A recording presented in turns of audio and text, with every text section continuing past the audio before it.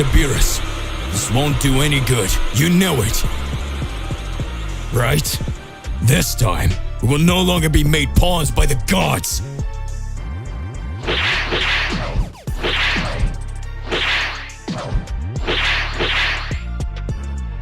You're right. I don't know what happened to this reality's Goku.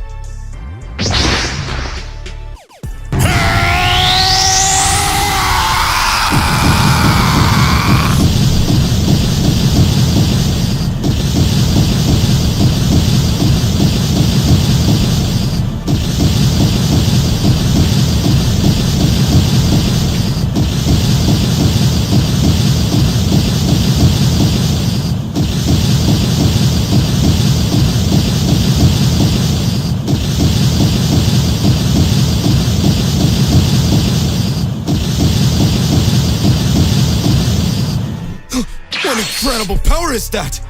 It doesn't even look like it's the true same Lord Goku as before.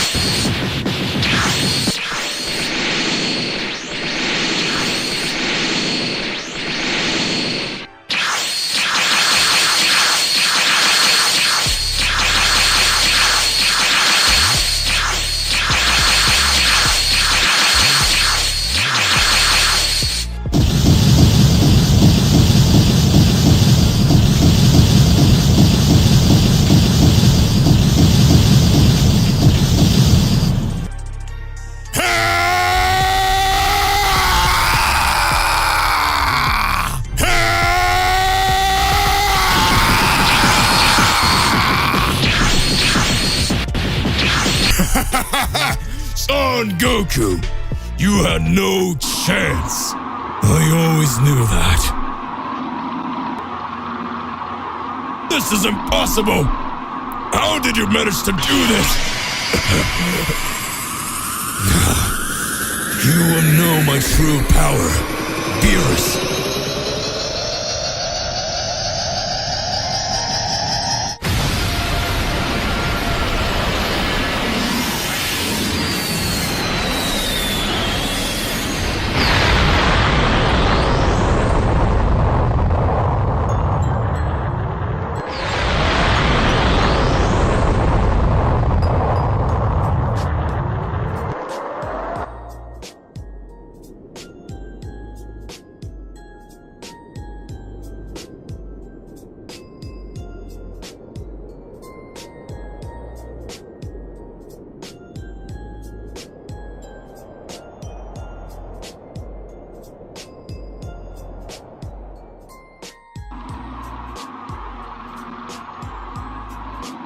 Goku! Oh, you've changed a lot!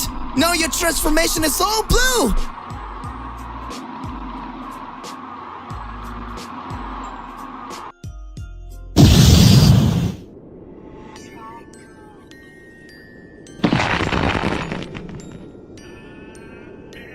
His skin is similar to the skin of the angels.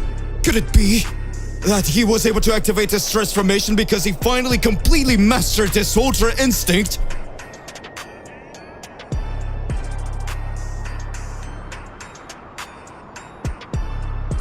You're next, Mr. Whis.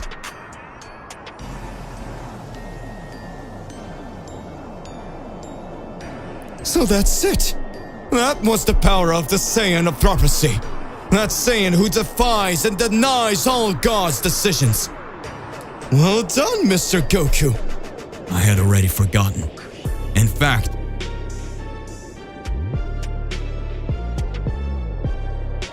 this whole time I just wanted to forget, but I lost them all.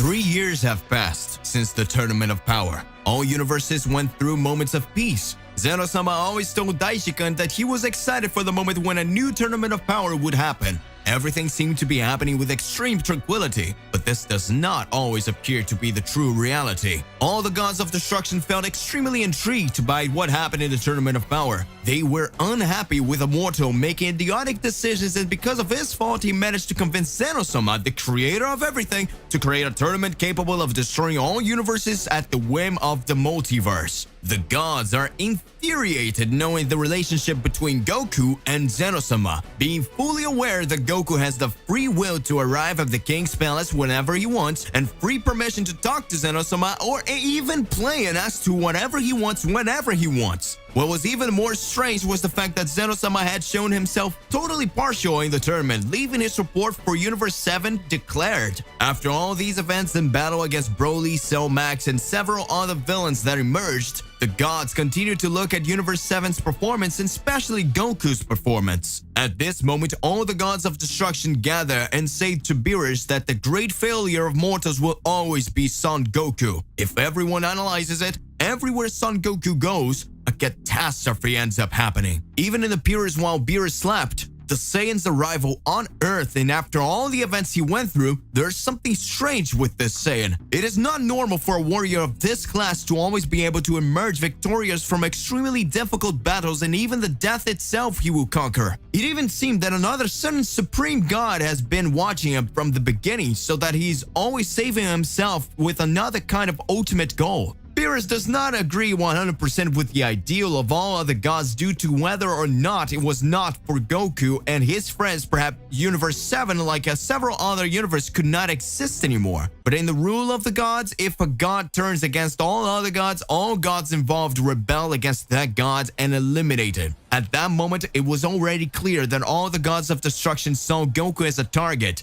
and knew that if he was not eliminated, natural catastrophe would still happen, as if it were a coincidence on Earth, and would still cause other universes then not to be eliminated. If it was not for that mortals' attitudes, they would never end up suffering just like they did in a Tournament of Power. Beerus enraged all the gods. He ends up understanding the gods' decision and say that it will be done, but it will be done his way. Beerus says that he will find a way to seal Goku so that he can't escape a dimension, and make an excuse for Zeno-sama of the Great Priest, because killing the Saiyan due to the relationship he has with Zeno-sama can still create something more devastating. The gods agree. On Earth, all the Z Warriors were having fun and peaceful days with their families, while Goku and Vegeta carried out their training. Beerus appears in the middle of Goku and Vegeta's training. Goku is all happy to see Beerus and greets him with a tone of naivety. But Vegeta looks at the God of Destruction with a look of strangeness to see that the God of Destruction came to Earth alone, without Whis. Vegeta already suspected that Beerus was up to something, because most of the times that the God of Destruction appeared in Universe 7 or in Earth, it was next to his angel to take Goku and Vegeta for training or for a mission, but this time he was alone.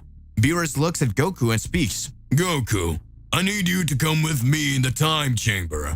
Goku, with a naive face, is happy to imagine that Beerus is wanting to train Goku. At that time, Vegeta tells Goku not to go because unlike before, he's noticing something different about Beerus. Beerus says that Goku doesn't have any choices, that if he doesn't obey him, the whole Earth will be destroyed and he will be blamed for that. Vegeta speaks.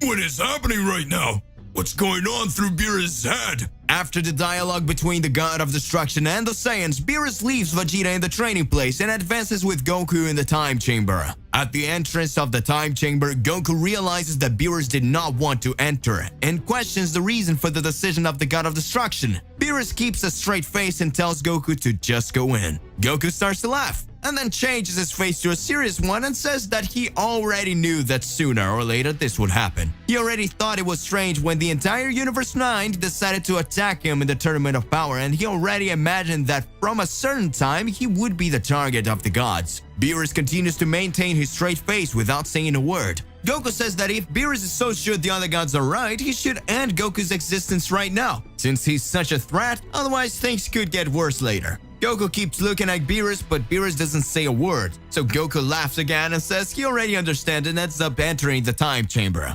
Upon entering the time chamber, he hears the sound of a huge explosion. This huge explosion destroys the entrance to the time chamber, trapping Goku. Beerus says, "It's done." At that moment, Vegeta appears in front of the time chamber, saying that what Beerus did was a big mistake. Even if it came from a decision chosen by several other gods, Kakarot's steps go far beyond that. A mortal who managed to activate the Ultra Instinct and impressed all other gods will never be stopped with a ceiling. Unless Beerus the Destroyer was afraid, alongside the other guys, to challenge the mortal that impressed even Zeno-sama. Beerus remains serious and replies that he has nothing to resolve with Vegeta. That what he needed to do was already done, and if he had one more thing against the Destroyer's decision, he could resolve it with him in his fists. Vegeta smiles and says that he won't need to do anything, just wait and time will tell. Beerus returns to his planet. Meanwhile, in the time chamber, an angry Goku begins to reflect and says, "It was just like that time.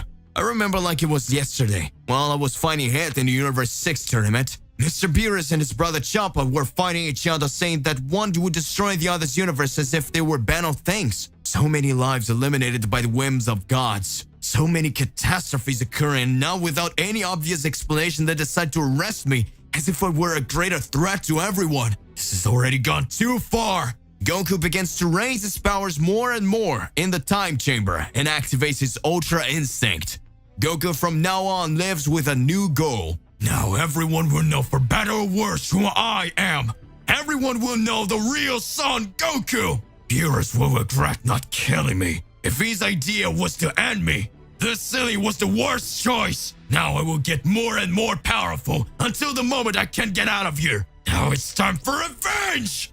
Goku was at his house training when suddenly a group of 4 gods appeared. They accused Goku of having caused too much trouble in the universe and decided to punish him by imprisoning him in the time chamber. Surrounded by the gods. "What's going on? What are you doing this to me?" "Don't lie to us, Goku. We know that you are aware of what you did, or rather, what you were going to do." "But I didn't do anything." "Your denial only further proves your guilt, Goku. You're aware of what you've done, and even if you haven't done anything yet, it's just a matter of time. And now you will be taken to the time chamber to face the consequences of your actions." Goku was furious and tried to fight the gods, but they were too powerful for him. Left with no choice, Goku was easily taken to the hyperbolic time chamber and locked away. Meanwhile, Beerus and Whis stop in the middle of their meal and are stunned by the feeling they just experienced.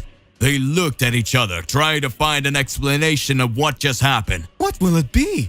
Whis asked. Beerus didn't respond immediately. He was trying to identify the source of the disturbance. His divine senses allowed him to detect things most beings could not perceive, and he could sense that something powerful and unknown was moving in the fabric of time and space. Finally, Beerus turned to Whis and says, "I don't know. There's something seriously wrong out there. We need to investigate, Whis." They moved together, using their divine ability to break through the barriers of time and space. As they got closer to the source of the disturbance, Beerus could feel his anger building. "They locked Goku in the time chamber," he whirled, his eyes narrowing in fury. Who made this? Whis asked, trying to understand the situation. Beerus growled in response. He could sense the presence of other gods nearby, but not the gods of destruction they knew from other universes. This made him even more worried. "I don't know who this is, but I have my suspicions," he said, his voice thick with menace. They continue advancing until they finally arrived at the location of the disturbance. "What's going on here?" Beerus asked, his voice full of anger. The gods turned to face them, but they didn't seem intimidated. They knew they had the power to fight the gods of destruction if need to be. God Champa says, "We are here to punish Goku," with a malicious smile on his lips. "He caused a lot of trouble in our universe, and we think he needs a lesson." Beerus couldn't believe what he was hearing. He felt like that he was talking to his brother, Champa, but there was something strange in the air. The aura wasn't the same. Something was wrong. He looked at Whis and saw the same confusion on his face. "Who are you anyway?" Beerus asked suspiciously. Champa looked taken aback by Beerus' quick remark. He thought that his appearance and aura were identical to the real Champa, but Beerus was able to detect the difference. The god of destruction looked directly at the fake Champa with a look of disdain and distrust. "You're not my brother," Beerus said, his voice now cold and hard. "Your aura is different. Who are you and what are you doing here?" The fake Champa realized he had been discovered. He let out a cynical laugh before answering. "You're smart, Beerus. I'm an imposter, but I'm not the real either. You look like the gods of destruction we know, but you're not them," stated Beerus. Beerus then asked Whis what the hell is going on there, and Whis explained that if he wasn't mistaken, those gods weren't from the same reality as them. That would explain why the fabric of time and reality was tearing, and he believed these lords were responsible for it. Whis explained to Beerus that there was a difference between universe and reality. He said that there were 12 known universes, but from them, there were infinite realities that unfolded in each universe. These unknown gods are not from our reality, Whis explained to Beerus. They must have come from an alternative reality in one of the 12 universes. This is why we feel the fabric of time and reality being torn apart. Beerus nodded, realizing it made sense. He knew that there were other realities where different events could happen, but he had never thought of gods from other realities entering his own reality. "So what should we do?" Beerus asked. "We must stop these gods from punishing Goku. They have no right to interfere with our reality, and we cannot allow that to happen." The fake Champa smirked as he saw the warrior's expressions of Beerus' face. "We've trapped Goku in a special time chamber that connects reality," he said with a superior tone. "There, no one will be able to rescue him. He's completely at our mercy now." Whis looked at the unknown gods with a serious expression on his face. "The only mystery here is why they're after Goku," he said. "What did he do to deserve being locked in a special time chamber? And why are you so determined to punish him?" The fake Champa then explained the reason behind Goku's punishment. "The problem isn't just with this version of Goku. It is with all the versions of him in any universe and reality. In all realities, one version of Goku is responsible for a universal catastrophe. He's a dangerous existence, and the greatest of them was the devourer of realities, as he was known. We are condemning all existent versions of Goku to prevent this from happening again. And in this special time chamber, where we trapped him, no one can rescue him." Whis was stunned by the revelation, while Beerus looked skeptical. "That's impossible," he said. "Goku can be a little reckless at times, but he would never do something that catastrophic." The fake Champa just shook his head. "You don't understand, Beerus. It's not just this version of Goku that's the problem. It's all versions of him, in all realities. Do you understand? He's in constant danger. He is the danger. And it's our duty to protect the existence of all universe and all realities. The doom of Goku is the only solution." Beerus was uneasy about the situation. He felt that something was wrong with the unknown gods and the situation in general. They weren't just doing a duty, they were enjoying the possibility of condemning Goku. Furthermore, the fake Champa's words made no sense to Beerus. Condemned all versions of Goku in all realities? That seemed like an exaggeration, even for someone like Beerus who had already seen a lot of strange things in his life.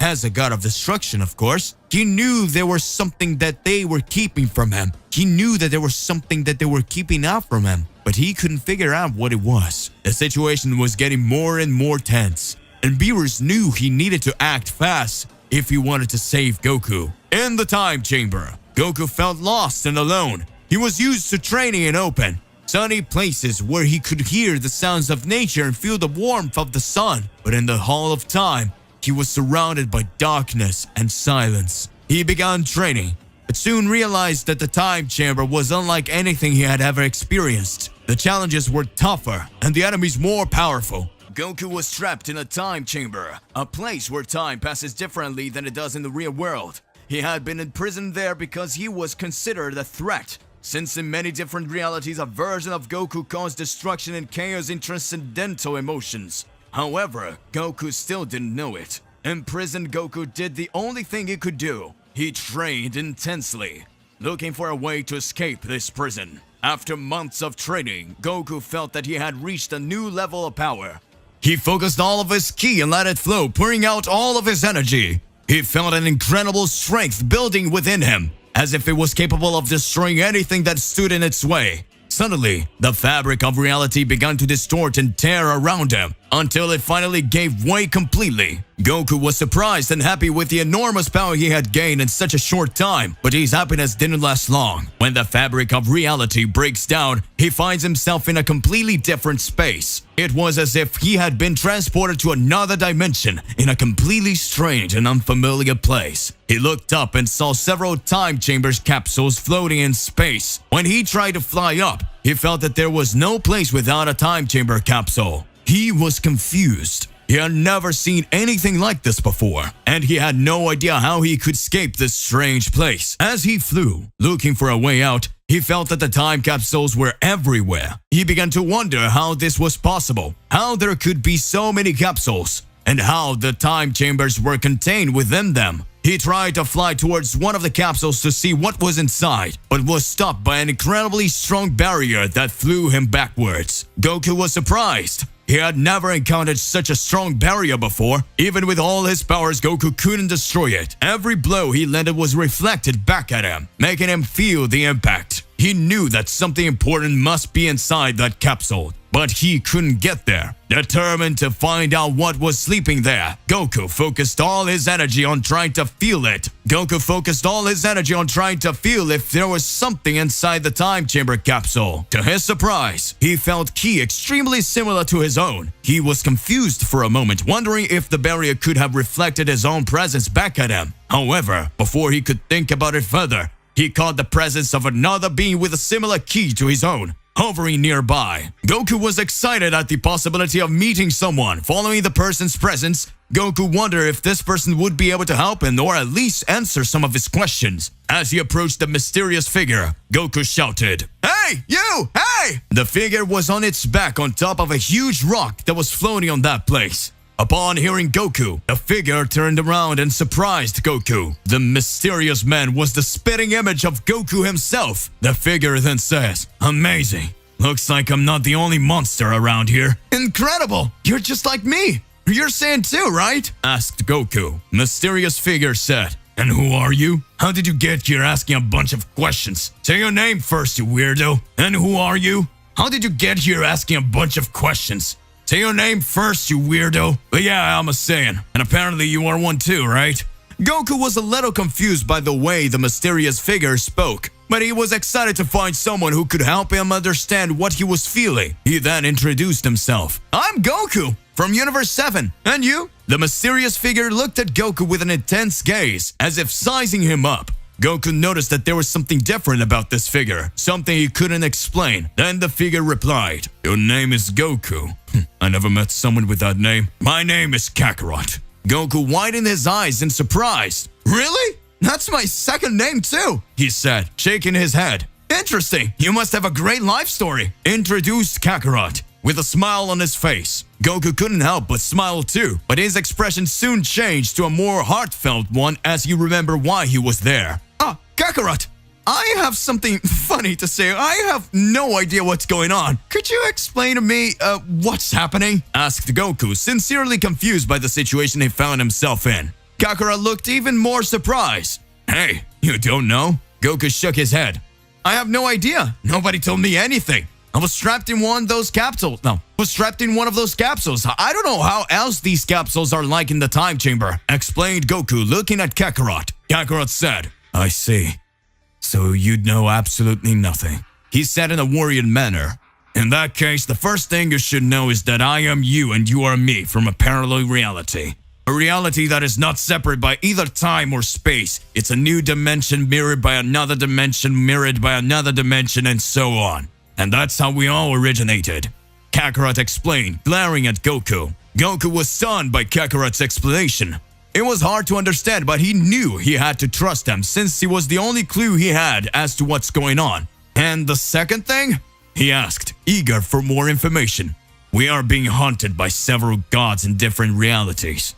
At some point, some Goku or Kakarot, that is, whatever the name of this other version of us is, will be captured and imprisoned in a capsule with temporal rooms, said Kakarot, his expression becoming more serious. Goku was completely stunned by Kakarot's words, but at the same time he felt a strange animation inside him. He had never imagined that there would be so many gods behind him and his other versions. How is that even possible? Why are we even being hunted? Kakarot realized Goku's confusion and explained, Several versions of us have already caused imaginable catastrophes. We were classified as a threat at the level of the Great Senosama. The gods decided to hunt us all down because worse than a god of destruction is a god of antimatter. Someone who can erase life like it's nothing. A version of us, they call that. Goku was shocked by the revelation, but he also felt a twinge of pride. So you mean our potential for evolution surpasses the gods and that's why they're afraid of us? Asked Goku. Exactly, replied Kakarot excitedly. And even now you still don't realize what you've done, do you?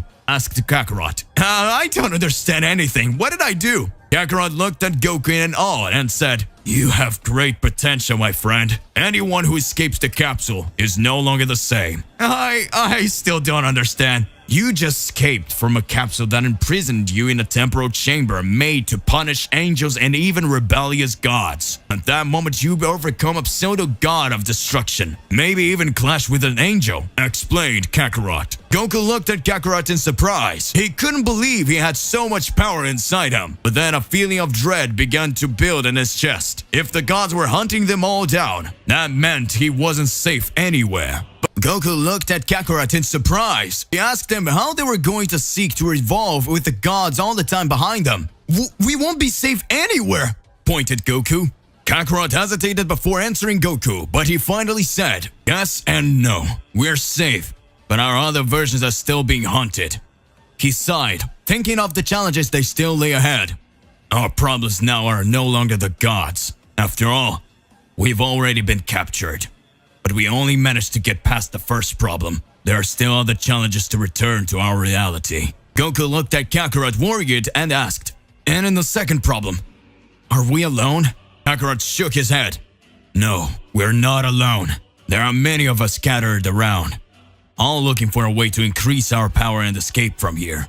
Kakarot looked thoughtful before adding, I heard that a version of us has been causing a lot of trouble for the gods outside. This version was the first to escape the time chamber. It became known as the Devourer of Life or God of Antimatter.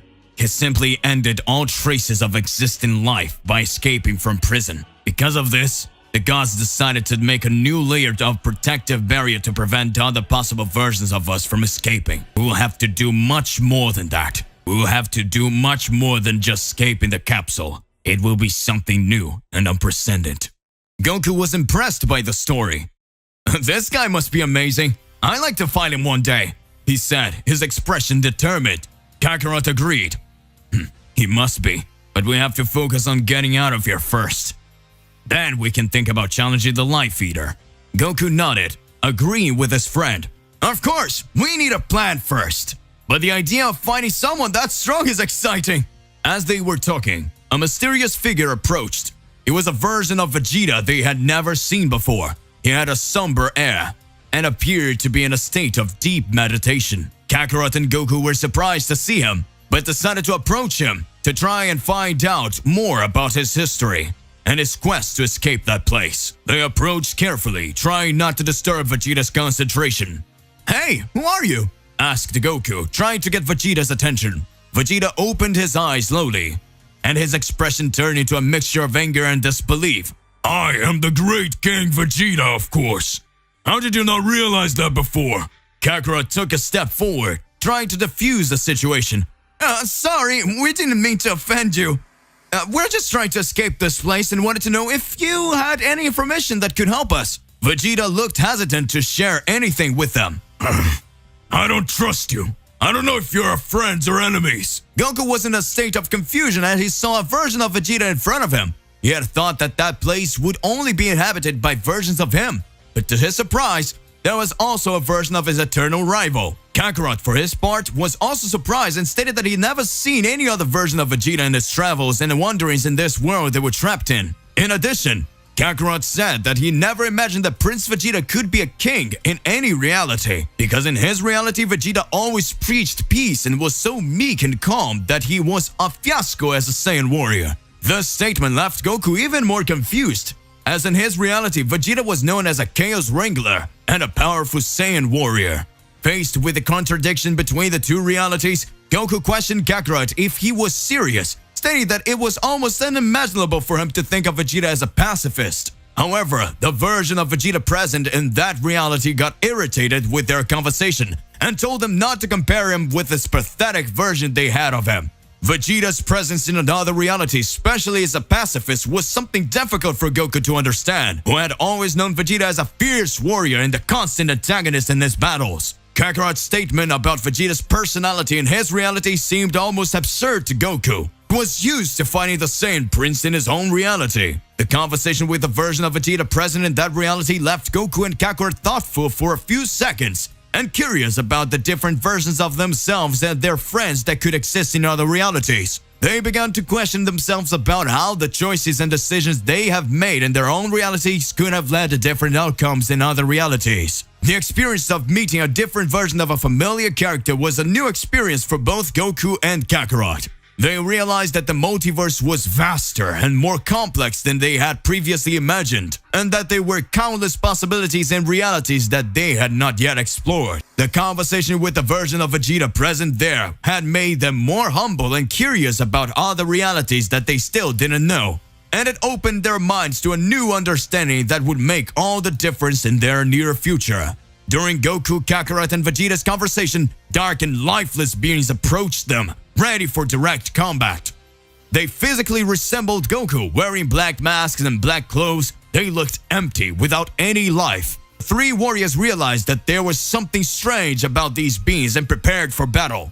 However, they were weak, and Goku made no effort to finish them off. The battle was not difficult and was over in a few moments. Upon starting combat, Goku showed a small portion of his power, just to warm up and prepare for more difficult battles. This served to impress everyone there, including Vegeta, who was amazed at Goku's power. Kakarot, upon seeing the power emanating from Goku, thought to himself, "That's a third of his power? Impressive, and I'll challenge him." Meanwhile, Vegeta felt inferior. He considered himself incredibly powerful, but he realized that in just that one small battle, the version he knew of Kakarot wasn't even close to a third of Goku's power. Vegeta's facial expressions changed to a mixture of surprise and admiration. There was respect and maturity that we didn't know expressed in his gaze. Kakarot was visibly perplexed by the appearance of the dark and lifeless beings that attacked them. With a confused expression, he asked Goku where these beings were and if he had seen anything similar before. Goku shook his head, saying that he had never seen anything like this. Vegeta, who seemed less surprised by the situation, explained that these beings were common in that place, and that they always appeared suddenly. They are not strong and do not have battle intelligence. It is as if they were lifeless dolls following orders, but their origin was still unknown.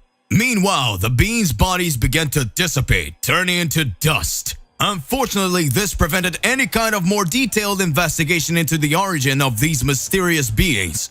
Goku sighed and commented that there seemed to be more questions than answers in that place. He looked around, taking in the desolate landscape and dark, unsettling space. It was like they were in a completely different world that they were used to. Kakarot, for his part, seemed excited at the prospect of new challenges and adventures. He turned to Goku and said with a smile on his face, "Well, at least we're not going to get bored here, are we?" However, Vegeta remained silent and seemed to be mulling something over in silence. His expression was serious and concentrated, as if he was analyzing every detail of his surroundings. Universe 7, Frieza's ship. After all the battles that took place between Goku and Vegeta against the enemies that appeared in Universe 7, Frieza surprised everyone by showing the transformation that surpassed the power of Ultra Instinct and Ultra Ego, the Black Frieza form. The warrior who transcends the power of all is born, the tyrant of the cold race. Black Frieza appears. Frieza on his ship says, It seems that all of you, my subordinates, are now seeing the most powerful being in the universe. I had to train in another dimension to reach this level of strength. But I already knew that this would be possible. After all, since I was a little boy, I've always been a prodigy. The powers I showed, the skills I got, were totally incredible. Even for my race, everyone who appeared there and who had great energy could not overcome my powers. My own father believed in me too much. He knew I would be king of my entire race. But I always knew that because we're all crafty, we couldn't trust anyone. So I decided to go my own way. About my race, I'll get into that later. But when I became an emperor of the universe, I knew that the future still held out for me to become a god. I always believed that I would be superior to everything. Until those damn saiyans came along.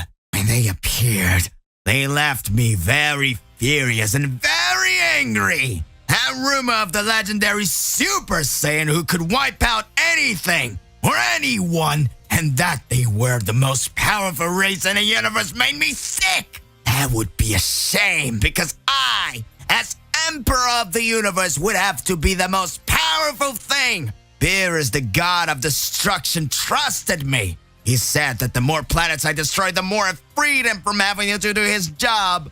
So I could never accept those Saiyans believed that he could become my powers.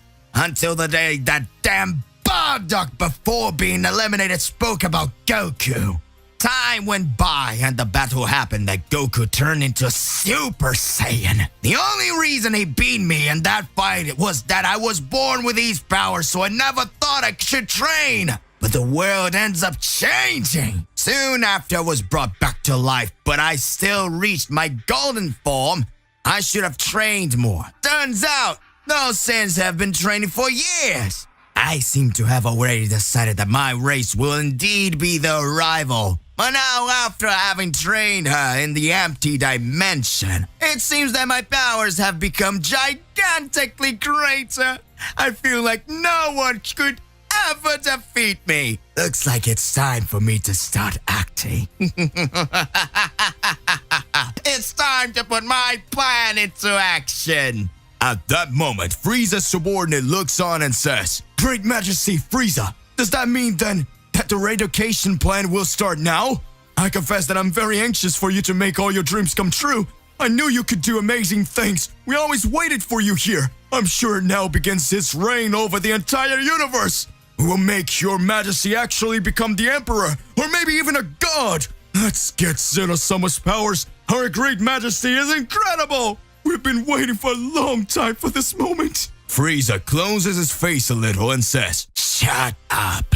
At no point did I ask for your opinion. I need to think very carefully how we're going to act. For a long time, I was thinking that I could become happier if I become mortal, or thinking about the wish I should ask for the Dragon Balls. But time went by and I realized that maybe that wasn't all that mattered. Perhaps there were some more important things within that subject, but in the end, I managed to reach my goal. I want to be the one who transcends everything and transcends everyone. But before that, I can't forget those who have already brought me to big heartache. Saiyans and Earthlings. I still have matters to attend to with you. I will teach each of you a lesson, and then I will start my plan." What will Frieza's plan be? What does Frieza really want to show? The Emperor of the Universe, the one who never gives up and has the potential of the most powerful warrior, appears. At one point, we said that maybe there was a being even more powerful than Frieza, and that being was not about Goku. Planet Beerus. Goku, using his Ultra Instinct alongside Vegeta with his Ultra Ego, continue to carry out their training. At that time, Goku begins to show great abilities. Beerus watches Goku and Vegeta training him. He felt that something catastrophic was yet to happen. The battle is getting more and more intriguing. Goku says, "Vegeta, we need to get a lot stronger. It seems that no matter how much we train, there are always powerful guys. You've seen the power of Granola and the power of Gas himself. We've been through some bad times, but I know that we will be able to show even better performance. I'm sure once I master all the 100% of Ultra Instinct, I'll be able to achieve a whole new transformation. Vegeta watches and speaks. Don't get so cocky, Kakarot. I will still be able to show skills much more powerful than you. I'm the Prince of all Saiyans. My Ultra Ego was about to defeat those guys, but I had just learned this transformation and I'm still learning how to deal with it. Maybe we should do another type of training. I feel that at any moment a powerful enemy can appear to invade our universe. At that moment, Beerus observes everything. Whis looks and talks. It seems like that Mr. Goku and Mr. Vegeta never get tired of training. They really want to get stronger so they can bring balance to Universe 7. After all, we need powerful warriors. If we stop to analyze and see everything that ended up happening, we can already understand that the battles can get more and more complex. We don't know who will be the next enemy, who will want to end everything. They are really very interesting points for us to analyze, but we still need to think, what will await us? During these times, Beerus observes and speaks. It seems that this Universe 7 always comes into conflict. At any moment we can expect a new threat because we wouldn't know what the difference between good would be if there were no evil, would we? So these are things that should happen. Planet being destroyed, others being created, some wanting to kill and others fighting for life. That's how things work. At that moment, Frieza's ship lands on the planet Beerus. Beerus looks at Frieza. Whis smiles and Vegeta makes an angry face. Goku just watches. Frieza in his normal transformation says, "Wow, wow, wow. Forgive me, Lord Beerus, for entering your planet like this, especially without your permission." Beerus gets serious and says, Do you want to get erased now? Why did you come here for? I did not authorize you to enter this place. Whis, Vegeta, and Beerus look at Frieza with a questioning expression. What does Frieza want here? At that moment, Goku says, "Cool, if you want to fight, know that we won't go easy on you. Even though you've shown that new power, we're going to resolve this situation right now, whatever the cost." At that moment, Frieza smiles at Goku and says, "Oh, don't be like that, you pathetic fool. I just want to invite you. Come train with me in the same galaxy where I trained. There, time passes very slowly, and I can torture you endlessly. There's a little similar to that time chamber you have in Kami-sama's time, but the training, I assure you, is much more arduous. I am not a threat to you today. I am not a threat to you today. If yet, I would have also attacked you by now. I have other plans. Accept and come with me, Goku. If you want, you can come with me too, Vegeta." At that moment, Vegeta says, I would never go anywhere with you, you damn worm! Kakarot is not crazy to accept something from you! You're the last person on Earth we would ever trust! You destroyed our planet! Tried to kill everyone! Who do you think you are, Frieza? Don't think that just because you fought in the Tournament of Power we have forgotten the barbarities you committed! I'll finish you off now, and right here! At that moment, Goku watches and speaks. "Oh, no, Vegeta, let's give Frieza a vote of confidence. Well, Frieza, I'll go with you. I really want to see how far your power can reach." Everyone looks and says, "Goku, you must be crazy." At that moment, Frieza smiles and says, "Well done, Goku. You will really like what you'll see." Frieza activates his black form. At that moment, Whis and Beerus are impressed. Beerus is shocked and says, What? He even managed to get stronger. Does this guy really still want to take my God of Destruction place? Don't think it will be that easy, Frieza. I'll erase you from existence right now. Frieza watches and speaks. "You don't need to worry about that, Lord Beerus. Just like I said, my objectives are different now. I have no problems with you. It's okay. Please. No, I don't have any problems with you. It's okay. Please, relax." At that moment, Vegeta is watching Goku. Frieza and Goku leave planet Beerus. Vegeta doesn't trust Frieza. Whis says, "Calm down now, Mr. Vegeta. You are here. If Frieza plans something against Mr. Goku, you already know that he will get much stronger to solve it. Empty galaxy. Goku and Frieza land in the empty galaxy. Goku says, Frieza, this place looks a lot like the time chamber, and it's much darker here. So it's very interesting. So, does that mean that the two of us are going to fight now to start our training? So, okay, let's start. At that moment, Frieza smiles and says, Good Goku, you fool. Stay here for a while. I'll come back later to check how things are going. I have unfinished business on other planets to resolve. Goku says, What, Frieza? Are you going to arrest me here? You damn thing! You never get it right! I'll come back and get you! Frieza laughs and speaks. It's no use! I'll be back soon. Or maybe I'll forget to come back.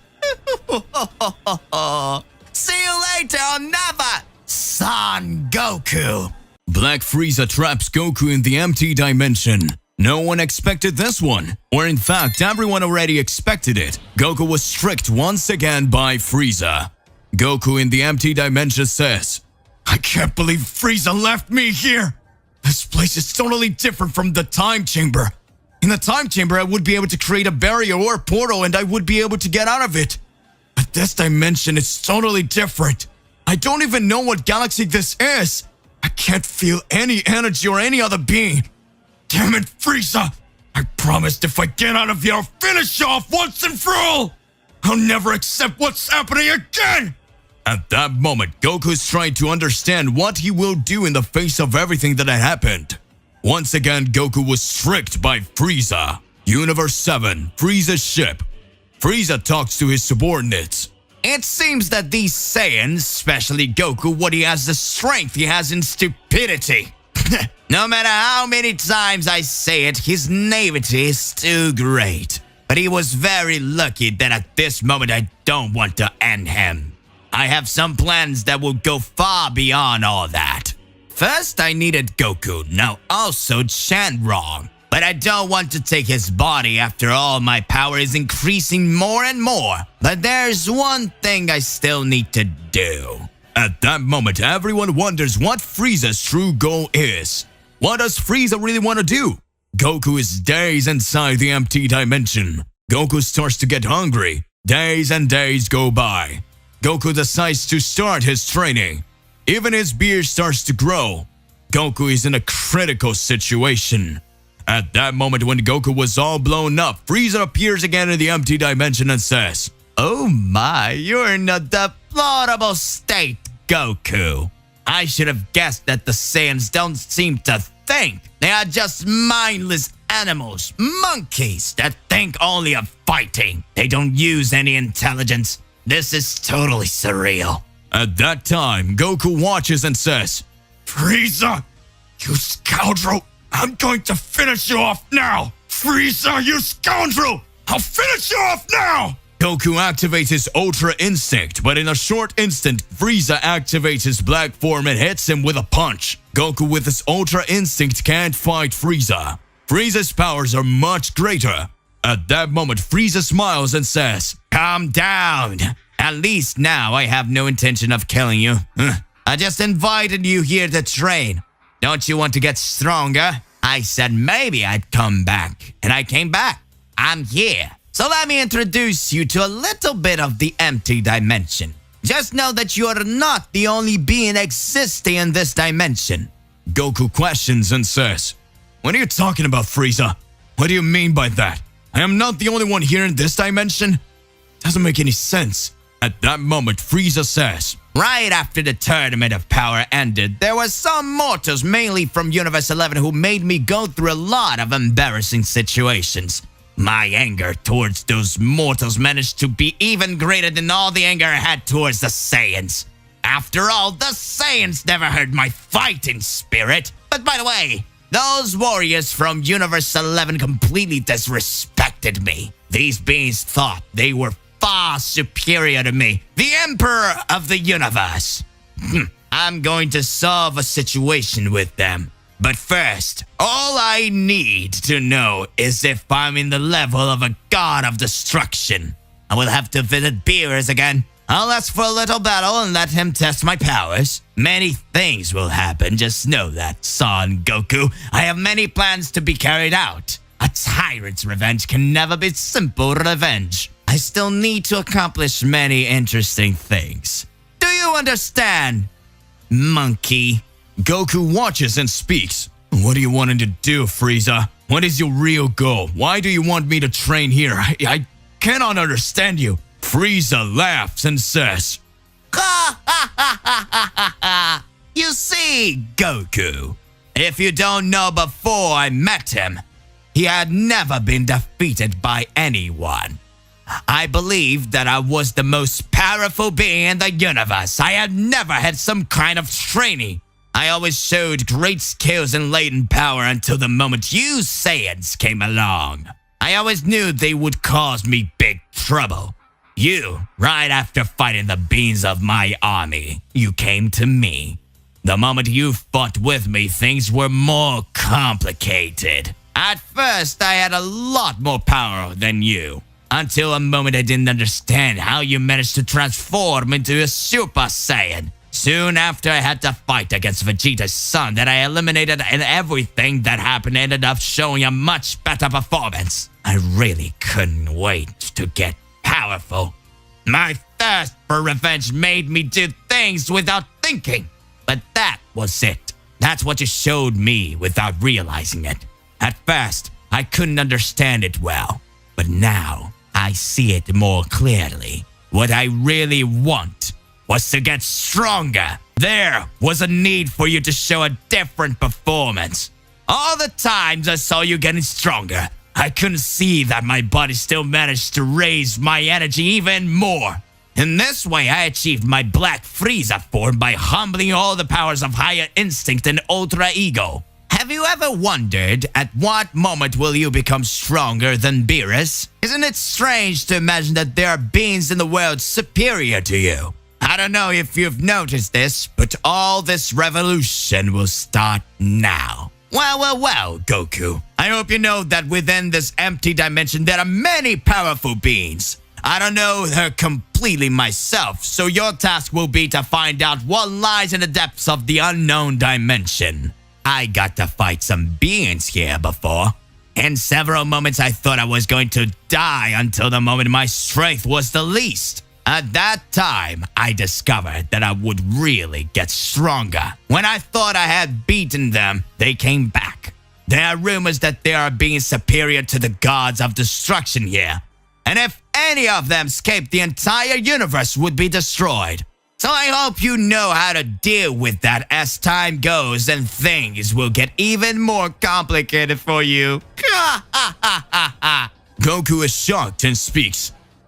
Hey, Frieza! Will you leave me here again? Stop it, Frieza! Don't leave me here! At that moment, Frieza again starts to laugh and leaves the empty dimension. Planet Beerus. Beerus, Whis, and Vegeta keep wondering what was going on with Goku. Days had passed and no sign of the Saiyan. Vegeta speaks. These guys can only be kidding! How can Kakarot be so dumb as to trust Frieza one more time? Frieza will never be trusted!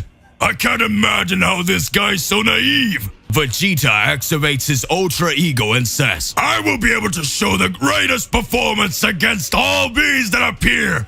I don't care what happens, Mr. Beerus! I want to learn the Suprema Kai technique! I won't accept that beings like Frieza keep showing up around here! Come on, Beerus! Let's start our training! At that moment, Whis observes and speaks.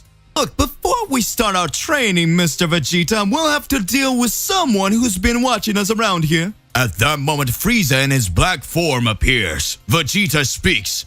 Frieza, you worm! What are you doing here? Where's Kakarot? I knew he shouldn't have trusted you, but enough! This will be the end of it! At the moment when Vegeta is going to attack Frieza, Vegeta is hurled away on the planet Beerus by Frieza himself. Frieza speaks.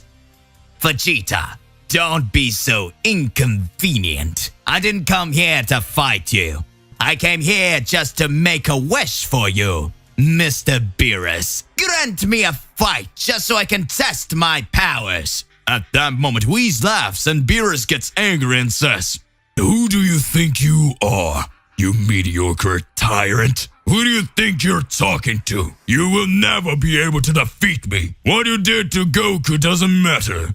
If you want to fight me, I won't let it go. Know that you are defying the god of destruction of the Universe 7, and with that you will be eliminated." Frieza starts to laugh in a totally sly way and says, "Well done, Mr. Beerus. So let's start this battle. I confess that I want to test my powers and find out if in fact the god of destruction of Universe 7 is that powerful. You were always in my plans. I always thought about fighting you, but back then I knew our power distance was light years away. But it always remained my mind to dethrone the god of destruction. But know that I have no desire to be a god of destruction. After all, the gods of destruction are just mere doormats for the angels and Zeno-sama.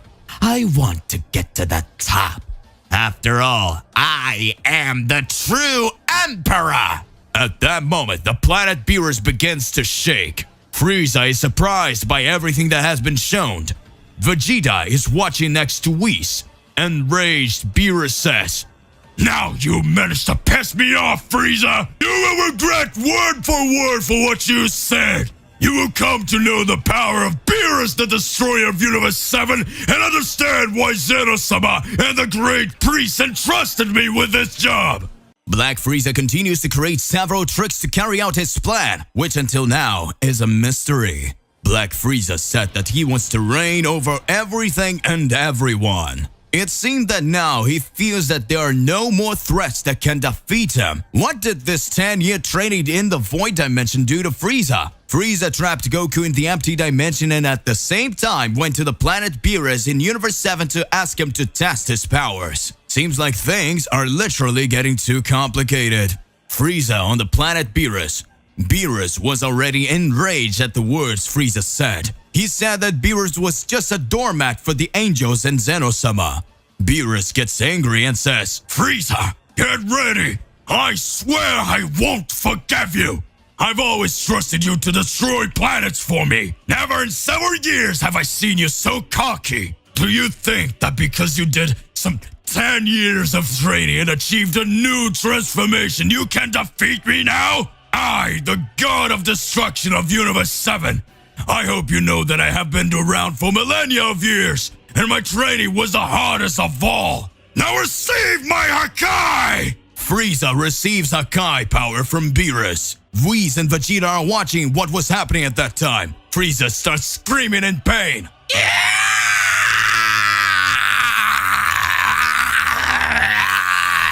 It looked like the tyrant of Universe 7 had already been defeated. In a few moments, we heard a laugh. Frieza looks at Beerus and starts talking. "I know this energy. This energy was not meant to kill me, Beerus-sama. This power is still very weak. If it's what you really want, fight it seriously. Don't toy with me. Show me your true power." Frieza discards Beerus' Hakai and activates his golden form. Beerus starts to smile and speaks. "Which means you're really ready for a fight. Very good. As much as I hate you, Frieza, I am much more excited to fight you. Then let's start." Empty Dimension. Goku finds himself day after day in the empty dimension where time passed in a totally different way than a normal reality. Goku began to perform various trainings. Goku says, This can only be a joke. That scoundrel Frieza never gets along. It doesn't make any sense. If he didn't want to end up with me, why did he put me here in this dimension? There are only two possibilities. One, that he really believed I could become much more powerful and maybe he wants to face me in the future. Or he really thinks I'll never get out of here. And that one day I would accept to do some atrocity for him. But that is impossible. I would die. But I would never align myself with Frieza. I need to get out of here soon. I don't know what's going on in the outside world. What went through my head? Damn it! Why did I agree to go alone somewhere with Frieza after all he's done? I But in the tournament of power, it looked like he had at least gotten a little better. When we fought Broly, he even held back for a moment. I can't believe it. You'll pay me, Frieza! Goku spends some time training his Ultra Instinct. More days pass, and Goku starts walking through the empty dimension. Dark begins appear. Goku is impressed and says, "Really, what Frieza said was true. There are the beings here. It looks like this is going to be more complicated than I thought. So that means I have to fight these guys I've never seen before." The powers of these beings. Goku's Ultra Instinct energy starts to be reduced. Goku was amazed until he realized that the beings that he had appeared there managed to steal the energy of the gods. Goku says, "What is this? I cannot give up. If these guys steal my energy here, I'll be dead for sure. After all, I don't have any sensu beans and nobody here to heal me. Even I don't even know where Frieza Rascal is. Damn it!" Goku transforms into his mastered Ultra Instinct and manages to dodge the dark beings that were appearing there. Goku explodes his energy and attacks all the demons that were there. Goku watches and speaks. "Let's see what you can do against me. You won't be able to defeat me with your latent power. Show me who you are." A being very similar to the body of a Saiyan, but very dark, looks at Goku and says, "So that means you were able to detect my shadow energy. You must not be just any being. I don't think you know this dimension. There are quiet places here in it, and there are totally dark places. You have a pure heart. You should never have come here. The energy of self-movement fascinates me. It feels like I'm stealing the power of the angels. Frieza came this far. At first I was going to finish him off, but his sense of revenge and the evil in his heart was so great that it ended up teaching him the black transformation. That power really was incredible. Just remembering it makes me laugh." It must have been really funny, all the power he got during all those 10 years. He must, by the way, have beaten up all the weaklings in those universes. He said he would bring a very powerful mortal for me to eliminate. I believe it's you. Say your name before you die. Goku observes the being that looked there, and he didn't understand who it was. Goku says, "My name's Goku, and I'm the Saiyan of Universe 7. But I hope you don't think you're going to end up with me here. I told Frieza I was getting out of here, and I'm going to take out anyone who gets in my way. I need to save everyone. Frieza promised me that he would train me, but since in front of me is the guy who managed to show Frieza how to get new powers, so I believe if I end with you here and now, it will be all over. I'll be able to find a way to go straight back to Universe 7. Goku starts to fight against the unknown being of darkness. What actually happened for the being of darkness to have trained Frieza? What is Frieza planning in the face of all this? Planet Beerus. Beerus and Frieza begin to exchange several punches. Vegeta is watching and saying, "This Frieza is no good.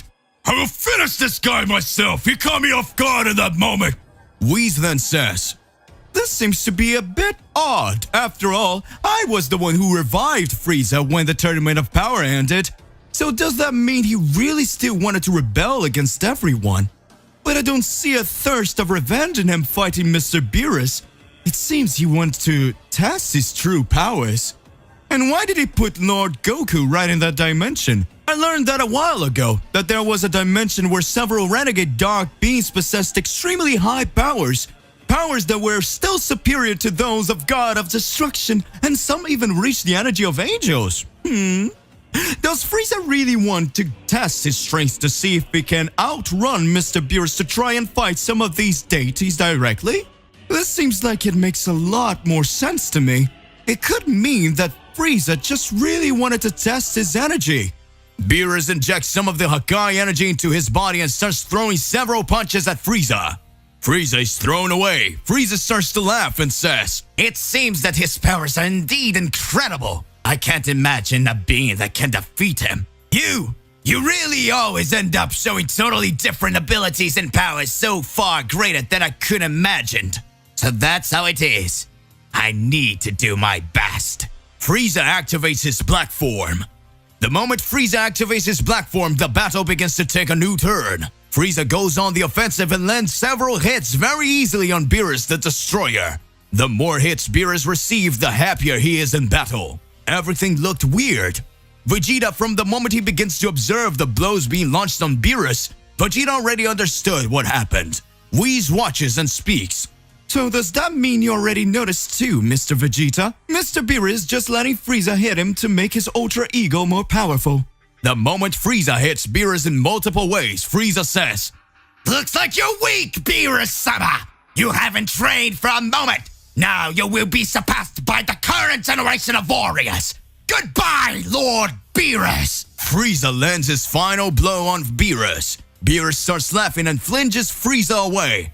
His Ultra Ego Fury had already been unleashed. Frieza is startled and Beerus says, "You've already annoyed me, Frieza.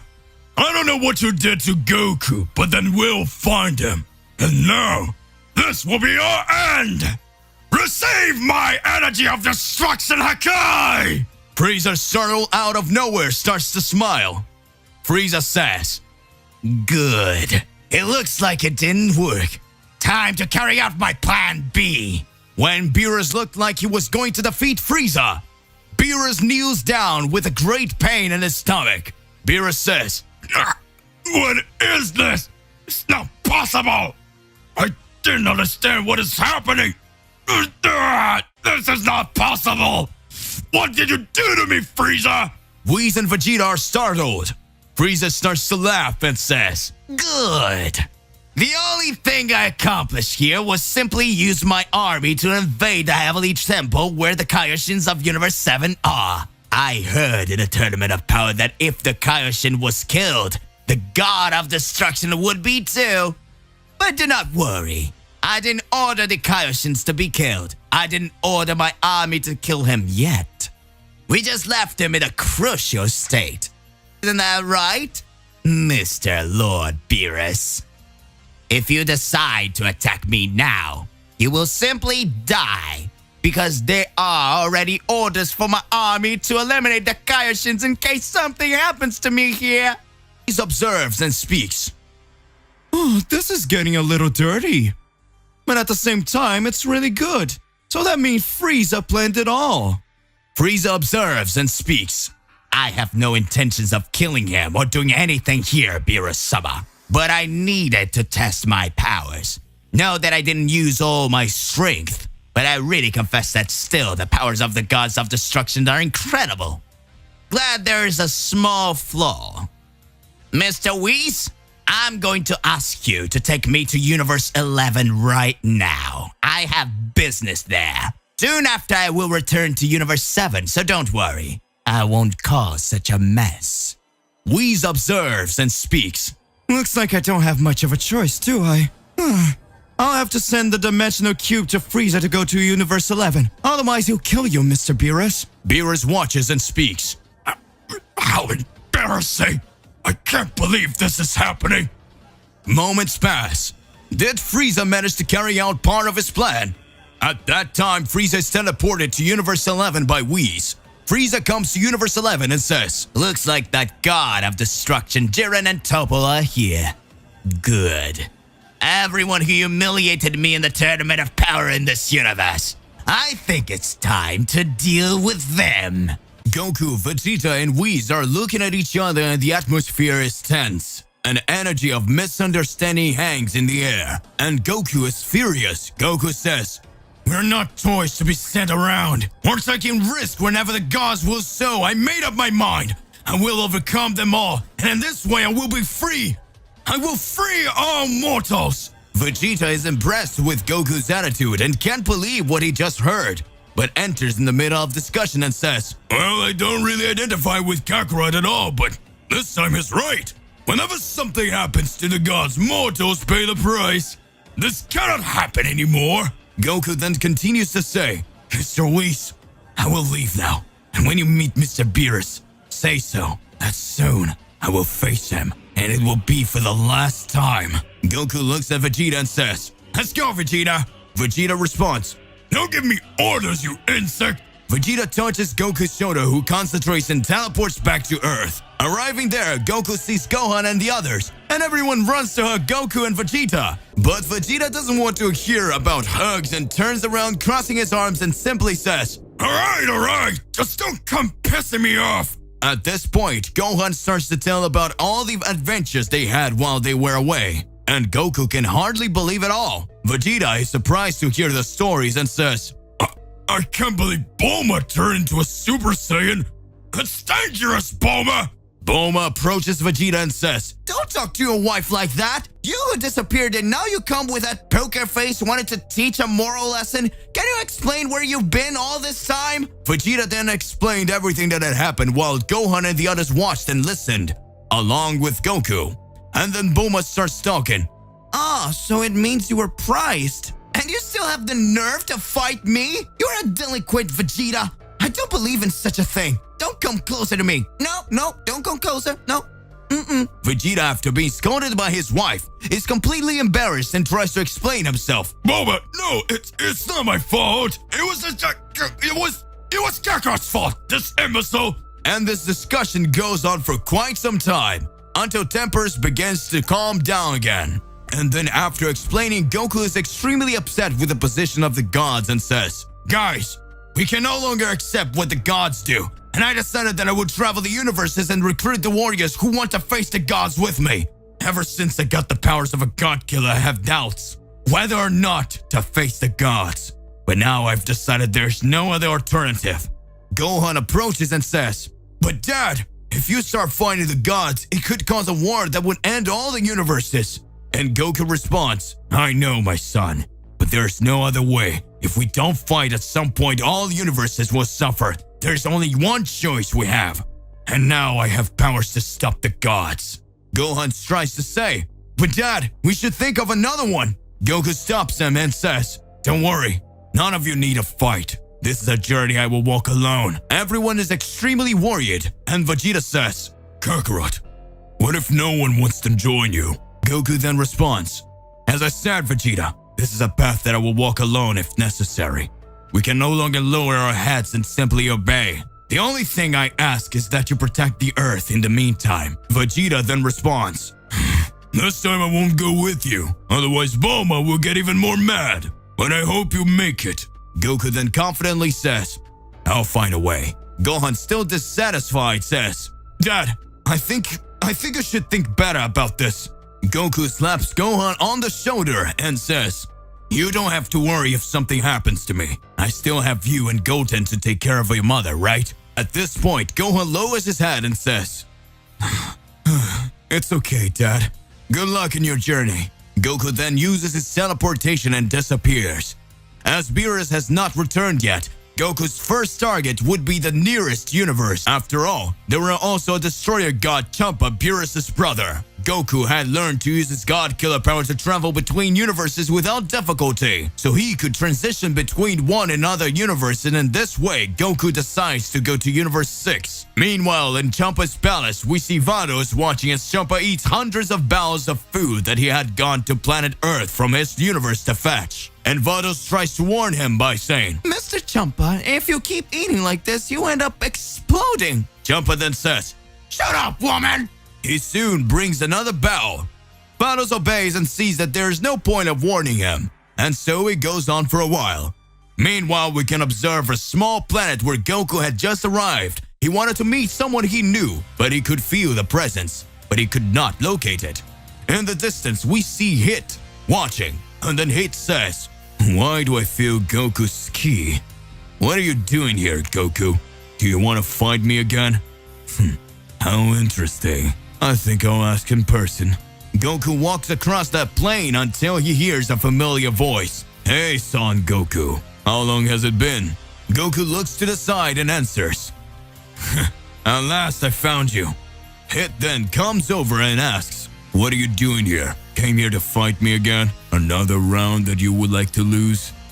Goku responds, Actually, I came here to fight your god of destruction.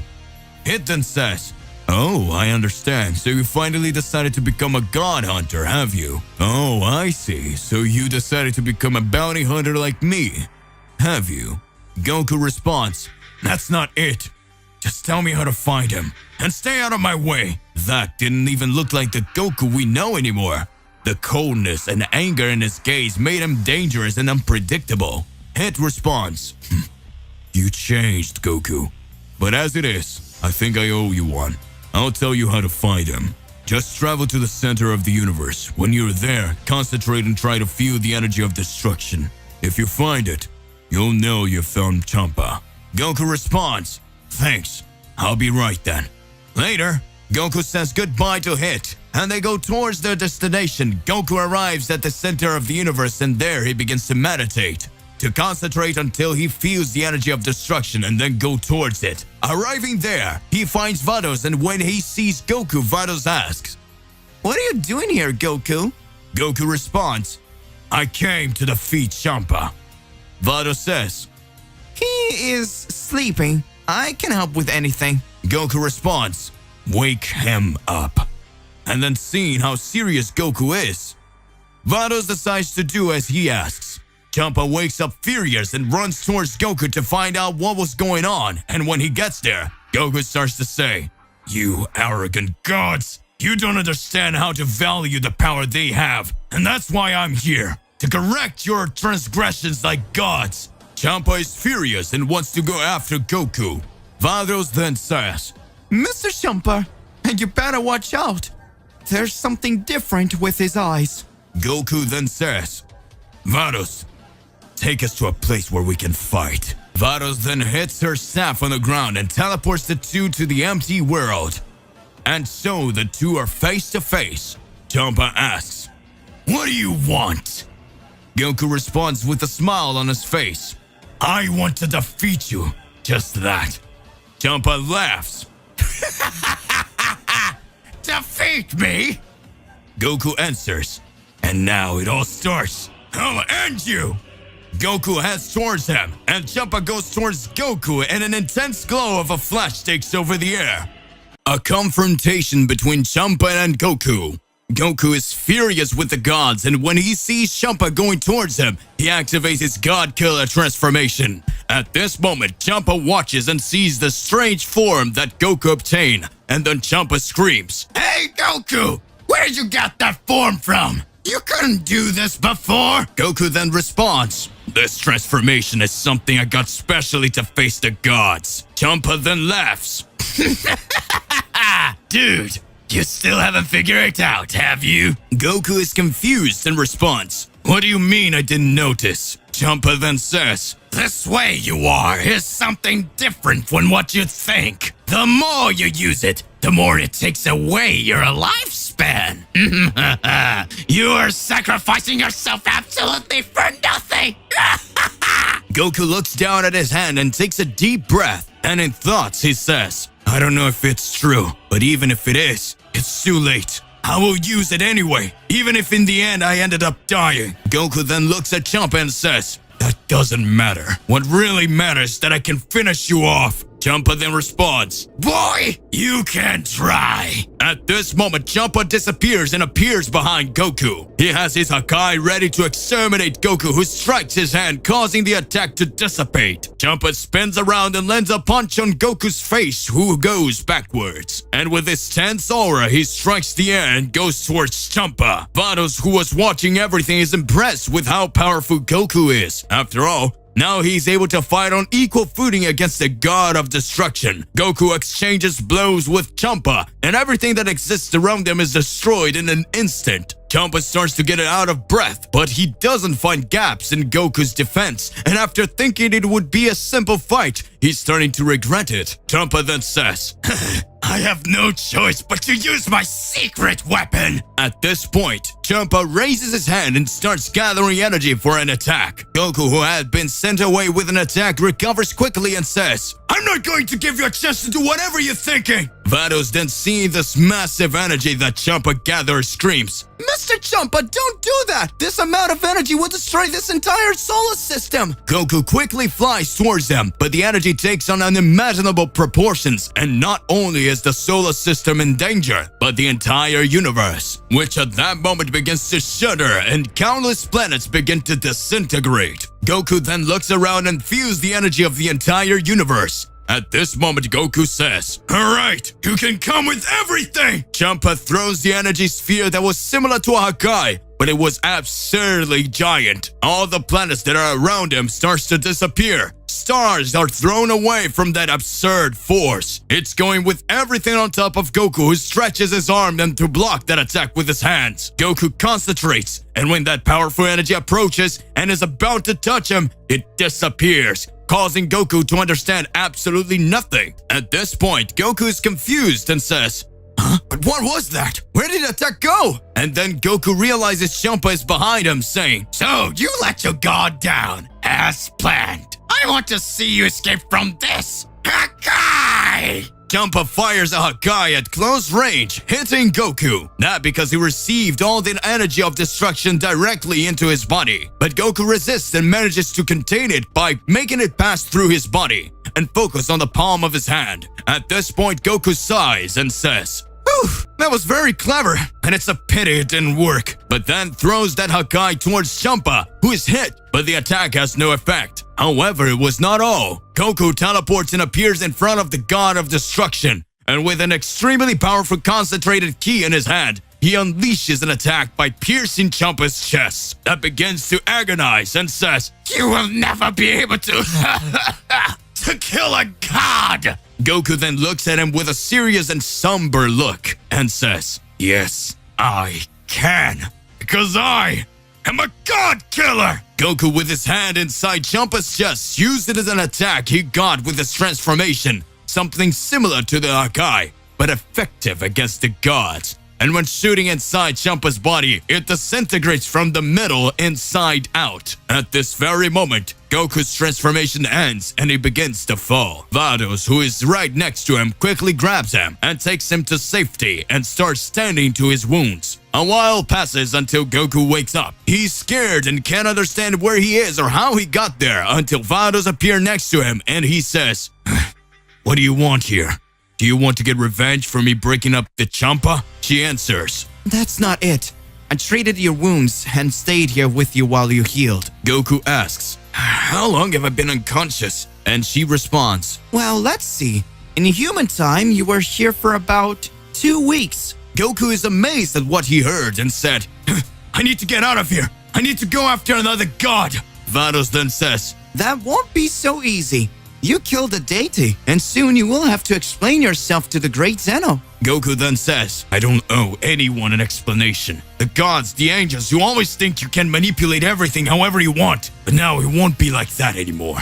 Vados says, I don't know what your motivations are, but I would like to follow you. Goku doesn't understand what she means and asks, Why do you want to follow me? She answers, I see that you're not the same Goku as before, and I'm curious to know how you will destroy the gods. I want to be around. Goku says, Do whatever you want, but if you try to stop me, I'll fight you too. Vados then says, Don't worry, I just want to watch. Goku then responds, Whatever. Meanwhile, at Zeno's Daishikan's palace, he meets with Zeno-sama to tell him what happened. And when approaching, Daishikan says, Lord Zeno, Son Goku destroyed the god of destruction. This was a very reckless thing to do.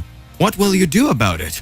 Zeno then responds, I won't do anything. We really needed to replace the current gods. If Goku gets rid of them, at least we don't have to erase them. Daishikan answers, And of course, Zeno-sama, I understand. And the high priest bows to the great Zeno and leaves the palace. Outside the palace, we see huge rocks with spheres on top. But in one of them, one of the spheres is off, while the others emit a glow, each one representing a universe and its respective god of destruction. However, number 6 is off.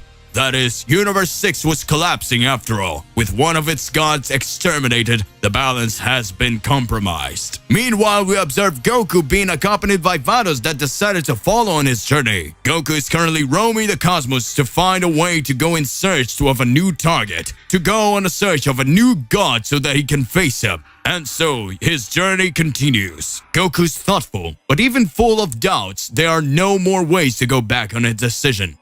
After all, he had already become a god killer, because he already used his power to kill a god, so there were no more choices he needed to continue his path. Vados asks, Son Goku, what is your motivation? Goku says nothing. Vados tries to create a dialogue, but does not get answers. However, Vados sees that Goku is still weak and says, Mr. Goku, how about we stop on some planet for a meal? At that moment, Goku's stomach starts to rumble, and he decides to stop. The universes are now in his hands. Goku and Vados will go on a great journey in search of the gods, and Goku wants to get rid of the burden of being a mere puppet. Goku and Vados are traveling the universe together. Vados obtained the cosmic cube so they could travel through space without worry. Goku is eating because he hasn't eaten in a while, and he's dying of hunger. However, Goku is different. Goku is not the same after everything he's faced. Upon obtaining the form of a god killer, Goku is taken by hatred and his spirit just wants to achieve his goals, to make the gods stop using mortals for their own benefit. Goku has become colder. His personality is more like of a Saiyan. And after meeting his father, Goku realized that to end injustices, he should let the Saiyan within him speak louder. At this moment, Goku is just a being who seeks to find freedom and reach where no one else can. He needs to fight the gods even if it ends up corrupting him or destroying him. But one way or another, he needs to fight. Vados is increasingly intrigued by Goku because she realizes that every second he gets more powerful without training. Wherever he exceeds his limits, he goes further beyond, as if each breath his power is renewed, thus making him stronger. Vados begins to see Goku with different eyes and admires him a little more every moment. And after Goku gets rid of Champa, she sees him as someone capable of battling the gods. The journey continues and Vados decides to ask, Mr. Goku, where are we going now? Have you thought about what your next step might be? Goku looks at her with a cold gaze and responds, It doesn't matter. Let's go anywhere. I still need to recover my energies to go after the gods. Vados then says, Wouldn't you rather talk to Zeno-sama and try to explain yourself? Goku responds, And what good would that do? Vados then says, Probably maybe that would help your mission. And he responds, I don't think it would solve anything. Vados goes on to say, If Zeno decides to erase you, then there won't even be a way to get where you need to be. Goku then becomes thoughtful and then responds, Well then, let's talk to Zeno-sama. Vados then decides to take Goku to Zeno's palace so that they can try to find a way out before Zeno decides to erase Goku from starting to hurt the gods. Meanwhile, in Zeno's palace, the High Priest is observing each universe in some kind of technological device and Zeno is playing with a board game. A game very similar to chess, but people are puppets similar to the gods of destruction of each universe. Daishi-kun approaches Zeno and says, Lord Zeno, Son Goku is coming to us. Zeno responds, Oh, that's great! It's been a long time since I last met him. The High Priest then responds, Really? Well, he will arrive soon. As soon as he arrives, I will bring you to his presence. Zeno says, All right, I'd like to talk to him. Sometime later, Goku arrives along with Vados, and the High Priest was at the entrance apparently waiting for them. Daishi-kun says, Welcome, Son Goku. I'll take you to Zeno-sama. Goku looks at Vados who just makes a sign with his hand, demonstrating that he didn't know anything, and the two start walking following Daishi-kun. They arrived at the hall where Zeno was. At that moment, Zeno gets excited and floats towards Goku, shaking his hand. Zeno seems to be happy, but Goku only shows seriousness. And suddenly the mood changes. Zeno asks, Goku, are you not happy to see me? And he responds, It's not that. It's just, at the moment, I don't know what's going on anymore. Zeno then asks, Goku, well, I have a mission for you. Goku is surprised and responds, What? What kind of mission? At that moment, a gloomy climate takes over everything. Vados starts to shake and a drop of sweat runs down her face. Zeno approaches Goku's face and looks deeply into his eyes and says, Destroy all gods of destruction. Goku is extremely surprised, and Daishikan starts talking. The gods of destruction are no longer qualified for the position they hold. They are neglecting their duties and always end up harming the development of the universes. The great Zeno-sama heard of Son Goku's desire to stop the gods of destruction, and so he decided to make it official. At this point, you have the freedom to face and defeat each one of them. You are now officially a god killer. Goku for a brief moment smiles. Vados observes with a serious face. After all, she doesn't quite understand what's going on. At this moment, the high priest continues to say, Vados will go with you and accompany you on your journey. I hope you can accomplish the mission you so desire. And after accomplishing it, the great Zeno-sama will choose the new gods. At this moment, in respect, Goku kneels and says, I will do this. Vados somehow feels happy because she will be able to accompany Goku. But not even she knows why she was happy. And then the meeting ends. Goku says goodbye to Zeno and Vados, and he goes on his journey. Goku is sitting inside Kubo with his arms crossed. At this point, he's even more motivated to find the gods. And so he says to Vados, now let's find the next gods of destruction. We have a big mission to accomplish. Where should we start? Now where should we start? Vados then responds, At this moment, we're close to Universe 8. We can try to find the destroyer from there, and then officially the mission will be started. Goku responds, okay, let's go. In the Universe 8, Liquids, the god of that universe, was calm on a planet where he could take advantage of doing nothing. After all, working was not his strong point. However, the sky starts to darken. An extremely loud bang makes the planet shudder. And from the middle of the clouds, a cube appears. Inside the cube, Goku and Vados approach. Liquid watches and waits for them to land. When they land, Liquid approaches and asks, Hey, aren't you the warrior from Universe 7? What are you doing here? Goku then responds, I came here to defeat you. Liquid starts laughing and says, How funny. You come all this way to tell jokes. Now, seriously, why did you come here? Goku responds, Are you seeing me laugh? At this moment, Liquid gets angry, closes his fists and stares with a serious look at Goku. And at this moment he says, You really think that a mortal trash like you is capable of defeating me, a deity? Don't you dare to say nonsense anymore. Goku responds, So what do you think you're testing whether your theory is right? Come over here and I'll show you what I can do. Liquid is serious. His aura starts to emanate from Goku, then continue his taunts. For a lazy god, you even have a very strong aura. Let's fight a little. I want to see how far I can get. Goku smiles and Liquid gets even angrier. At this moment he says, Why do you want to face me so badly? It even looks like you're sure you can win. Goku says, Really, I'm sure I can win this fight. And I want to fight you for a simple reason. That all the gods of destruction have already caused enough damage in this universe. Now it's time to make them taste a little of their own poison. But then starts walking slowly, and Goku screams, Come on! Let's start this fight! Are you scared? At that instant, Liquid disappears, reappearing in front of Goku, hitting an extremely powerful punch in his face, throwing him away. Goku lands on the ground but quickly recovers and gets back up. At this moment, Goku says, Finally, we can start.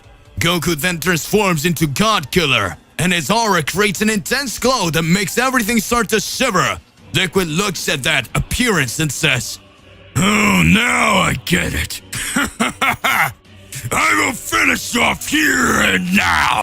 Goku and Gohan become the new gods of chaos, successors to Zeno-sama, planet Beerus. After Goku showed his true power fighting the god of destruction of Universe 7, we had information that in previous days of the battle between Goku and Beerus, Beerus had called Gohan to test his powers after seeing all the performance that Gohan had managed to show in the fight against the android Cell Max. Beerus knew that Gohan's powers could only get higher. It seems that Beerus already had a plan between Goku and Gohan in the midst of all this. But after all, what was this Beerus strategy? Did Beerus know what was about to happen? Back to the present time. After the battle of Goku and Beerus, inside the planet of the God of Destruction, we had noticed a large explosion light years away in other galaxies in Universe 7. Whis had already realized that something or someone was going to show up. Whis says, Looks like we'll have a visitor. At that moment, Goku watches without understanding anything. Whis says, Mr. Goku, looks like we're gonna have a mission for you. At that moment, Beerus starts to remember Gohan and says, Whis, we won't leave Goku alone in this one. Let's let Gohan go with him. I trust this boy. Goku didn't understand anything that was happening. At that moment, Whis starts laughing and says, Very good. So come with us, son Gohan, son of Goku. Whis swings his staff, and in touch of magic, Gohan is brought directly to the planet Beerus. Goku looks at Gohan and says, How long has it been since I last saw you, Gohan? How long has it been since I last saw you, Gohan? You must have gotten stronger, haven't you, my son? At that moment, Gohan observes, It's okay, Dad. I've been training for sure, but what am I doing here?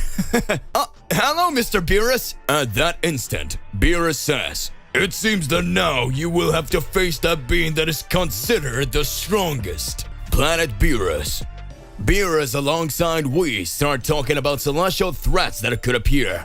Beerus says, While I was fighting Goku, I can see that in light years of these galaxies there were apparently other beings that were as powerful as you. I just wanted to test his powers to see what level you could reach. Still, need to know to what level they could protect this universe. I realized that a threat had been coming here for some time, but I couldn't find out what the power levels of these threats could be. That's why I decided that you should show your powers. A few days ago, I fought Son Gohan, and I'm currently fighting Goku. We had to say that soon someone will arrive here. Can you imagine who's coming here, Whis? At that current moment, Whis begins to observe everything and says, Well, Lord Beerus, I've been reflecting a lot. Perhaps the threat we have here may not even be from this universe. But something strikes me here in the head. Because even if they were beings from another universe, we angels can still feel other presences. And that way we can't understand very well what's happening. And that's okay. Moments pass as Goku and Gohan don't understand what's going on. A large sphere of light appears directly on the planet Beerus. Beerus starts watching with a serious face and says, Looks like whoever it is has arrived. Whis begins to watch and is startled. At that moment, a being with blue skin and a look exactly like an angel appears. Beerus says, This can only be a joke.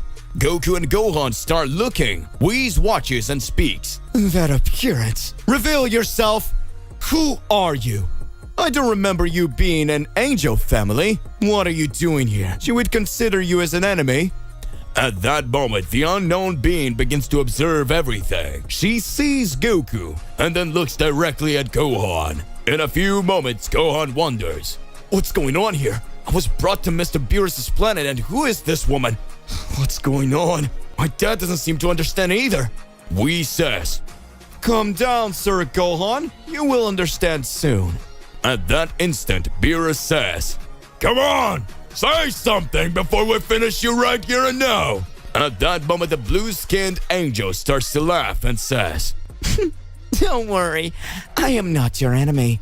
I think you felt a great energy coming directly from this galaxy light years away. Maybe you don't know my energy because I'm not from this timeline. Everyone is shocked to hear that the celestial being said that they weren't from this timeline.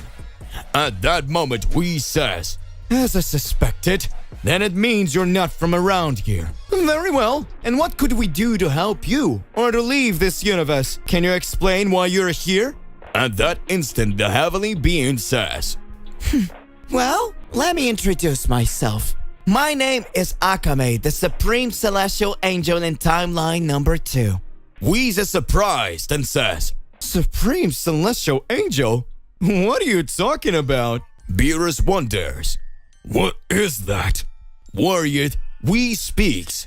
Theoretically, in our universe and in our timeline, the Supreme Celestial Being is the High Priest. She's saying she'll get her own High Priestess from her timeline. Is that what you intend to do?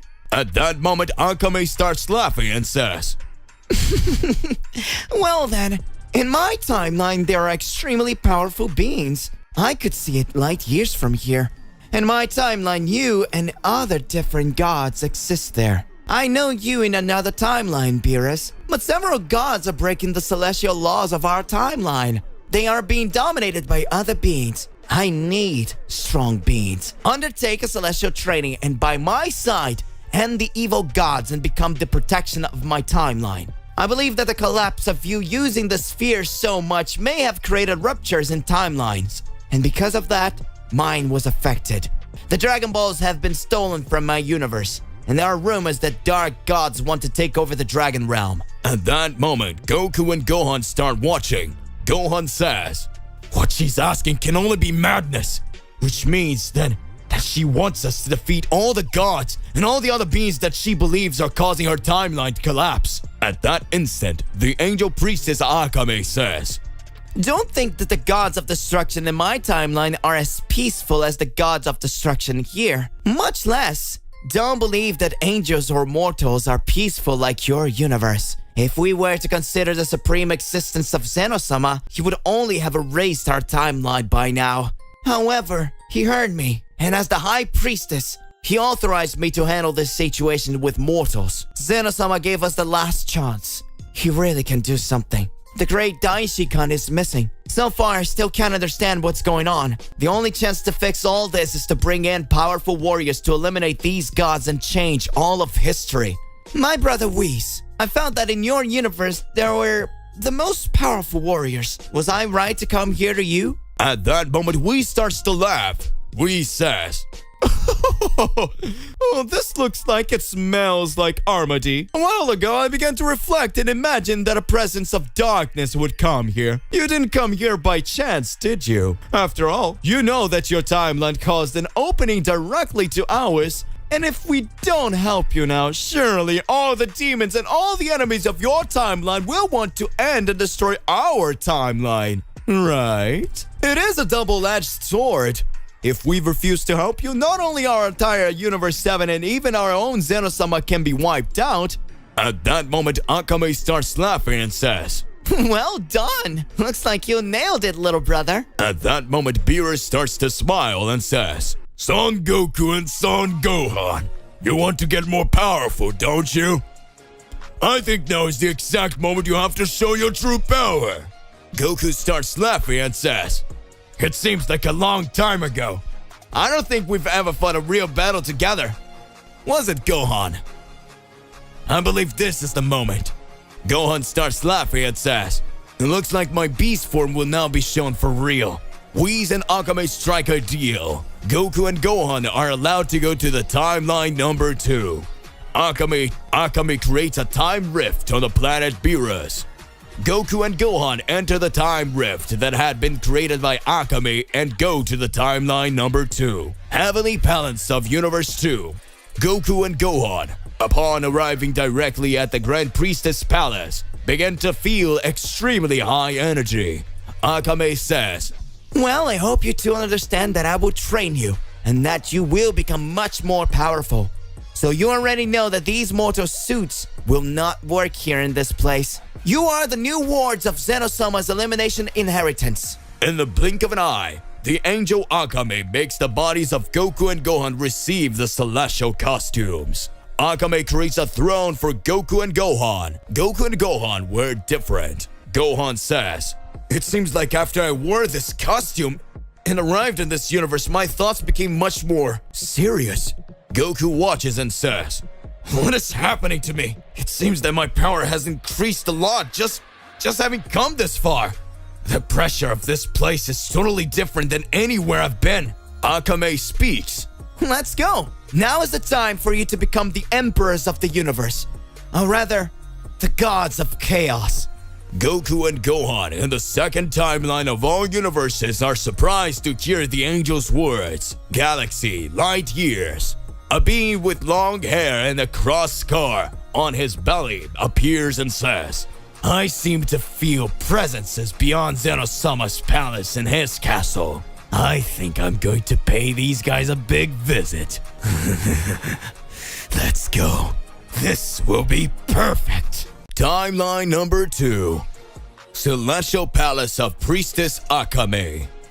Goku and Gohan had received Zeno-sama's costumes to be considered the new gods of chaos. Gohan was increasing his powers even more. Goku continued his training alongside his son in the Grand Priestess Palace. It all seemed a little strange, thinking that in earlier days Goku trained with Beerus on the planet of destruction and Gohan trained with Piccolo on Earth. Moments pass, and now father and son are together, and a mission given by Beerus and Whis to save the universes in another timeline. What awaits Goku and Gohan? At that moment in timeline 2, the angel priestess Akame says, Looks like the two of you are ready to fight the first threat of this timeline. Know that within all the celestial kingdoms of this timeline, there are several extremely powerful gods and several beings that manage to end up destroying everything. For certain times, we managed to create a peace agreement. But as time went by, one of those gods who was obsessed with fighting ended up freaking out. And he started trying to attack several planets and proposed a challenge that would only end this destruction. As soon as a mortal was able to fight on the equal footing, to equal with him, I had to intervene. I entered into an agreement with all the gods that mortals would not be attacked, until the moment we found out who was the being that was controlling everything. At that moment, we can already realize that there are extremely complicated things. In the light of this, you should know that the level of power you end up showing could be the key to causing a major catastrophe here. Goku and Gohan, I want you to know about the existence of Universe 19, where there is an extremely powerful Saiyan. At that moment, Gohan is impressed and says, Universe 19? But weren't 18 universes that had been created by Zeno-sama? At that moment, the priestess Akame says, Pay close attention once more. As I said, you must be confusing this timeline with your timeline. In this timeline, there are 20 universes. These universes are totally unlike anything you know or have ever seen. Sometimes if a being is good in your timeline, it doesn't mean that he is good in another timeline.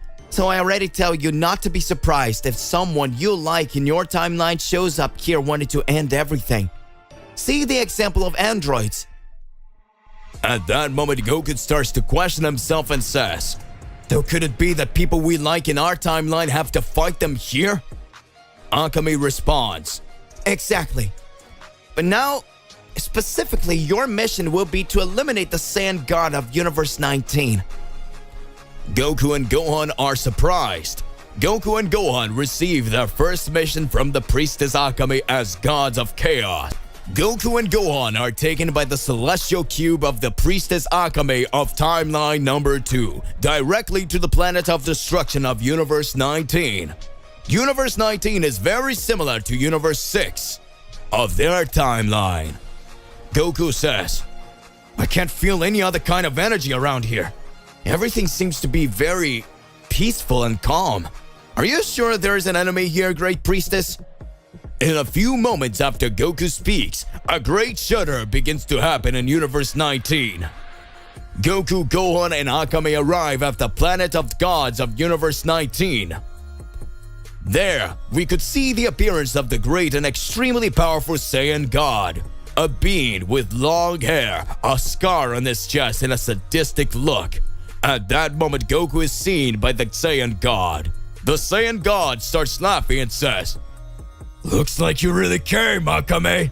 At that moment, Akame starts laughing and speaks. Exactly. And this time I brought two formidable opponents who have full potential to be the next gods of chaos. What you asked me was to bring powerful warriors to fight you, since I, as an angel, cannot and am not authorized to fight the other gods. But these mortals are extremely powerful. You will have to fight now. I tried to come to terms with you, but your atrocities never ended. So now you will know my true power and the warriors of the High Priestess. Goku looks at Gohan, arguing to see which one of the two would fight the Saiyan gods. And at that instant, Akame says, What are you doing? Want you to fight them together? In a few moments, Gohan says, "Ha! I won, Dad! So I'm going to start this fight."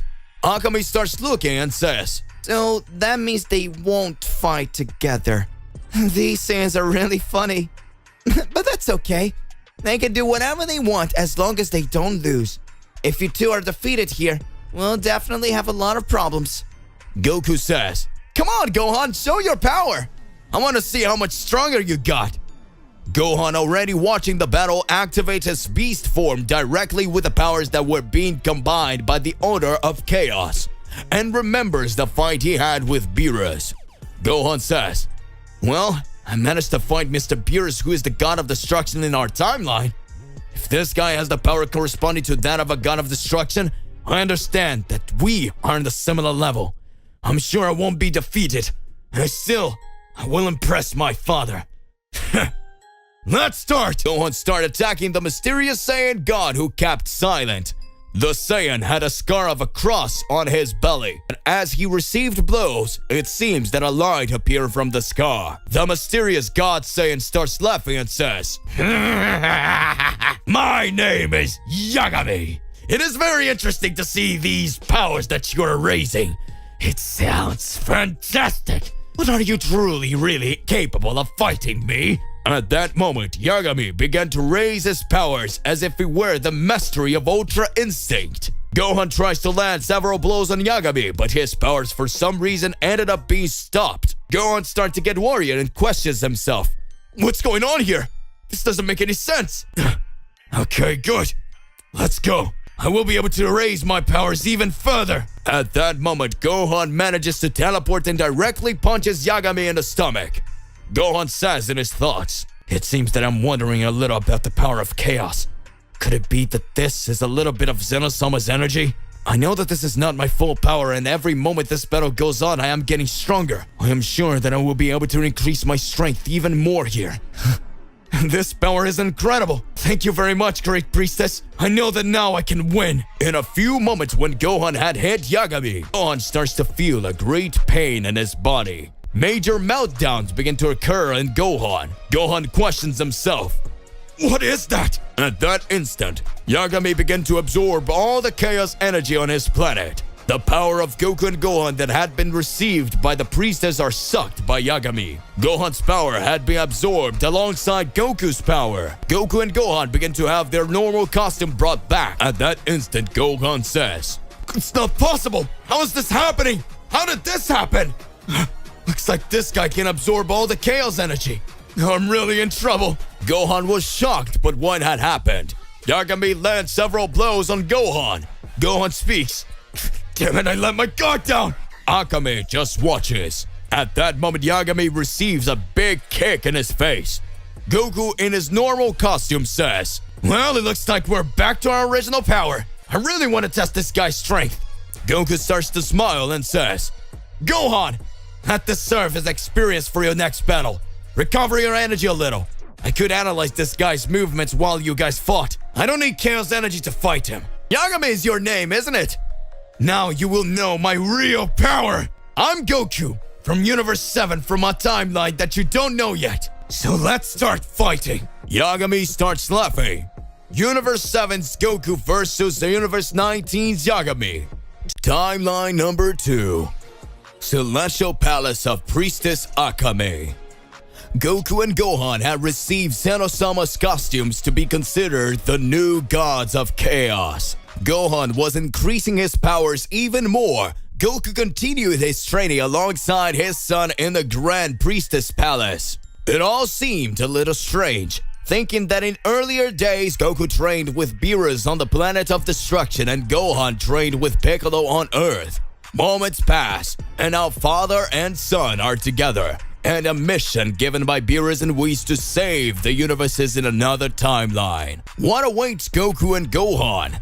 At that moment in timeline 2, the angel priestess Akame says, Looks like the two of you are ready to fight the first threat of this timeline. Know that within all the celestial kingdoms of this timeline, there are several extremely powerful gods and several beings that manage to end up destroying everything. For certain times, we managed to create a peace agreement. But as time went by, one of those gods who was obsessed with fighting ended up freaking out. And he started trying to attack several planets and proposed a challenge that would only end this destruction. As soon as a mortal was able to fight on the equal footing, to equal with him, I had to intervene.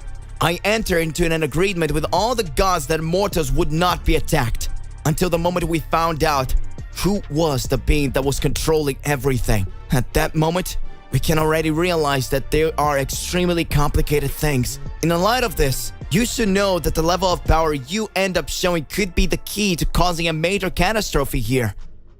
Goku and Gohan, I want you to know about the existence of Universe 19, where there is an extremely powerful Saiyan. At that moment, Gohan is impressed and says, Universe 19? But weren't 18 universes that had been created by Zeno-sama? At that moment, the priestess Akame says, Pay close attention once more. As I said, you must be confusing this timeline with your timeline. In this timeline, there are 20 universes.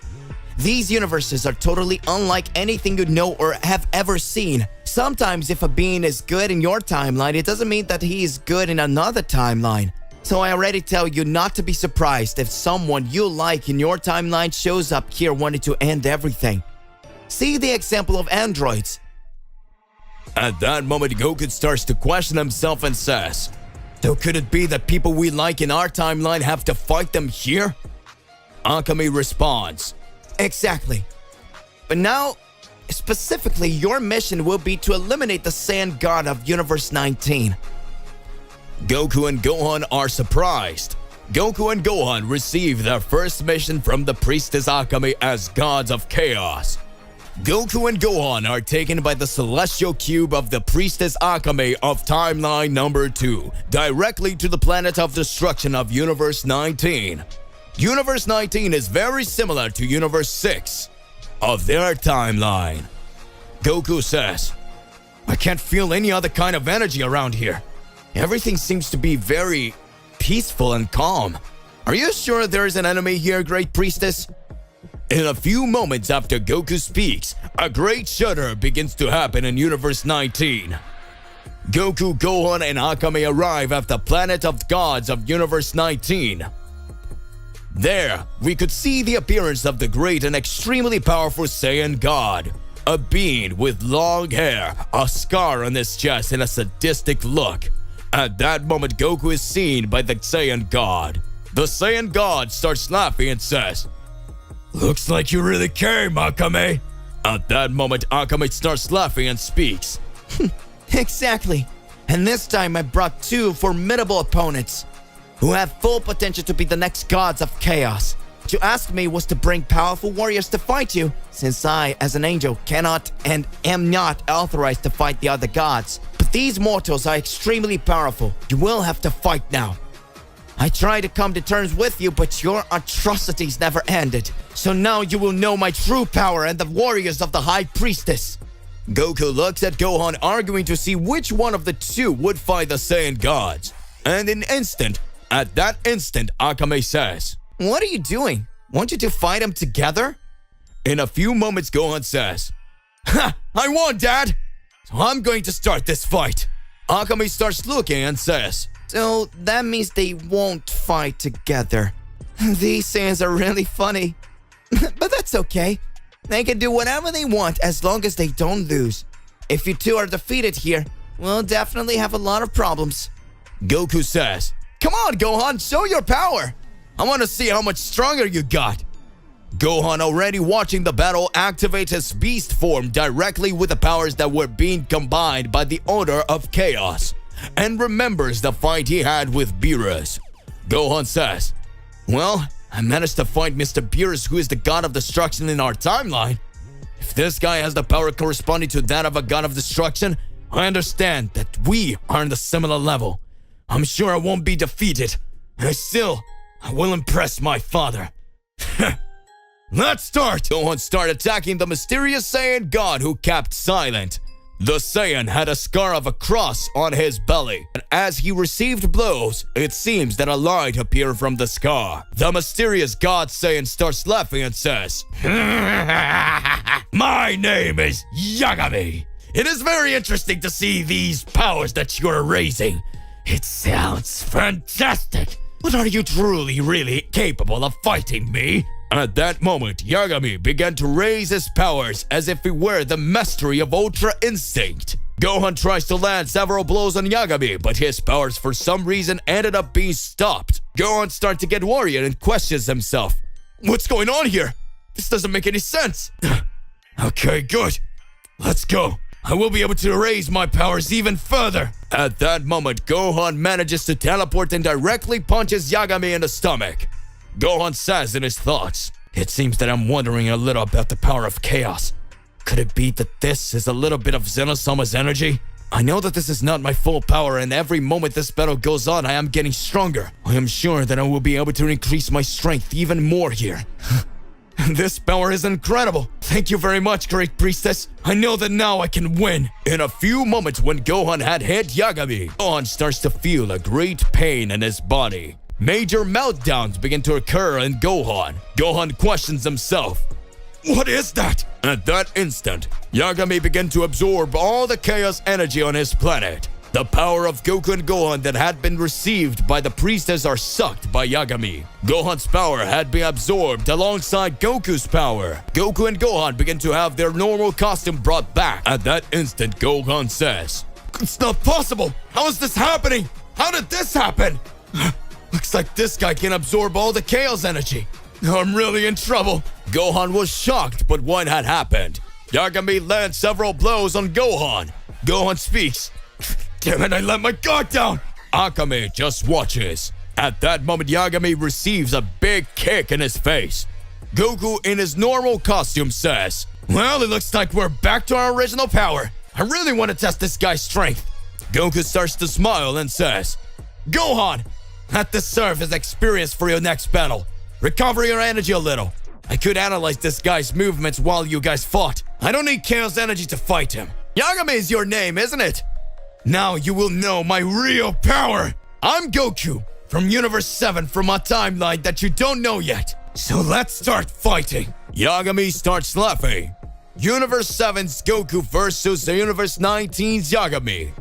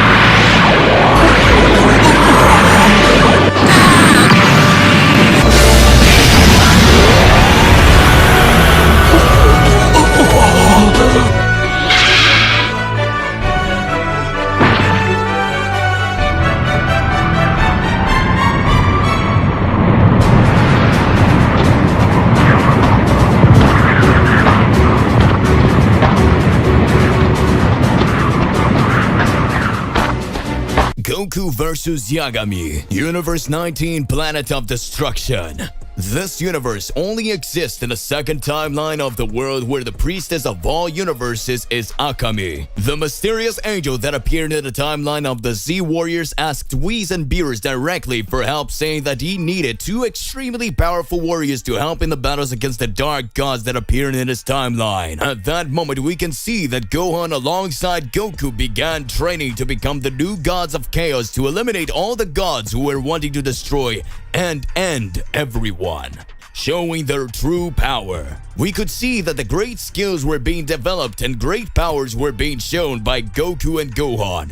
Ever since Gohan managed to awaken his beast form, everyone has been wondering who would be stronger, Beast Gohan or Ultra Instinct Goku. Today, the two are fighting together to defeat the real enemy, but still, the mysteries increase even more. Many things ended up happening. Gohan, after having the advantage fighting Yagami, believed that the victory was in his hands, until the moment when Yagami revealed that he was receiving Gohan's blows on purpose to absorb Gohan's energy, and thus increase even more his attacks and power. Yagami managed to show an even higher power, which made Gohan have great difficulty within the battle. But moments later, we can see that Gohan was getting more powerful. Goku activated his Ultra Instinct after losing the power of Chaos alongside Gohan due to having his energy absorbed by Yagami. Goku's pure energy could not be absorbed due to it being a power linked to the mastery of angels. Yagami, the most powerful Saiyan. At that moment, Yagami says,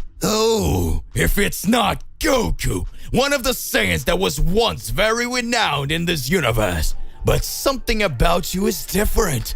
It doesn't look like the same Goku that I saw ages ago. What happened to you? Are you hiding something from me? You don't look like you came from this timeline." Their energy is somewhat different, even an ability similar to that of an angel. You are being able to show. I know that Ultra Instinct is a skill that comes directly from angels, and even the gods of destruction have a hard time performing this technique. Come on, show what you can really do, Goku. I'm very curious to swallow your energy. At that moment, Goku starts laughing and says, "Let's see what you're capable of. I will show you my true power and the whole essence of my energy." The battle begins. Goku started this battle directly against the Saiyan God of Universe 19. Gohan watches and starts talking to Akame. "It seems that I let my guard down. This guy really is very powerful. He managed to control my energy very quickly. I can't understand how he got that strong. It seems that this kind of skill manages to rise even more his powers. But it does not matter. Right now, I'm going to try to find a way out of this situation. I'm sure that if I raise my powers even further now, I will be able to defeat him even without his chaos energy." Akame starts laughing and says, It seems that maybe it was my mistake to think that in a short period of time you would start to get stronger and stronger. I thought maybe you guys were ready to fight a god of destruction by now. But just like I said, if it was in your timeline, maybe it would be something much easier. But in that timeline, things tend to work in a totally different way. So everyone's powers being raised might not make any sense anymore. Well, I hope you can raise your powers even higher. In fact, we really need to understand what is going on here. At that moment, Gohan starts to smile and says, "Don't discredit my father so much. My father has a much more battle experience than I do, and he will certainly be able to do something fantastic in the face of all that. We are the mortals of Universe 7 who don't give up in a battle, because we are the true Saiyans." At that moment, Gohan, while increasing his powers more and more, observes Goku's performance, and Yagami is surprised and says, "Does this mean that the rumors were true? That low-class Saiyan who managed to raise and surpass his powers even further? That is Son Goku, isn't it? Son Goku, that warrior who has great skills that challenges even the gods. Fascinating. That warrior who manages to raise his powers even further. Amazing. Looks like now will be the time to show you what I'm really capable of." Yagami launches a large sphere of energy over Goku's body, causing Goku's clothes to be completely torn apart. Goku starts to laugh and talks. "That's the power of a Saiyan God. Maybe even more powerful than Mr. Beerus. It's amazing! I'm sure that after this battle, I will definitely get much stronger. Come on! I can't give up on what's going on here. At that moment, Goku starts to launch several blasts of energy straight at Yagami again. Yagami starts to get excited about the fight. Yagami keeps raising his powers even further. Akame starts watching and says, This is amazing! Even if Goku doesn't have more strength than Yagami, even so, due to his battle strategy, he manages to contain Yagami's blows due to his fighting style. He's a true martial artist fighter. This turns out to be incredible! I didn't imagine that Goku could be so good! Maybe my thoughts were troubled, but he really can make a difference. Does that mean that this is Son Goku from Universe 7? Gohan starts to laugh and says, well, it looks like we already know who will win the fight here. My father was always an excellent fighter and always saved the Earth several times. He would never let their guard down. No, he would never let his guard down like me. It seems that I'm learning more and more. In a fight, strength is not everything. It seems that with a good strategy, we can win against any enemy. Come on, Dad! Show your power! It's time to show this Saiyan the true essence of us Saiyans from Universe 7! In that instant, in the blink of an eye, Goku falls to the ground. Akame and Gohan didn't understand what was going on. Gohan says, What? It's not possible! It looked like my dad was going to win! Goku says, I don't understand. What is happening to my energy? At that moment, another voice comes up and speaks. I guess they didn't notice my presence. As usual, Yagami. I think I managed to steal some more of that angelic energy. At that moment, the angel of Universe 19 appears next to Yagami.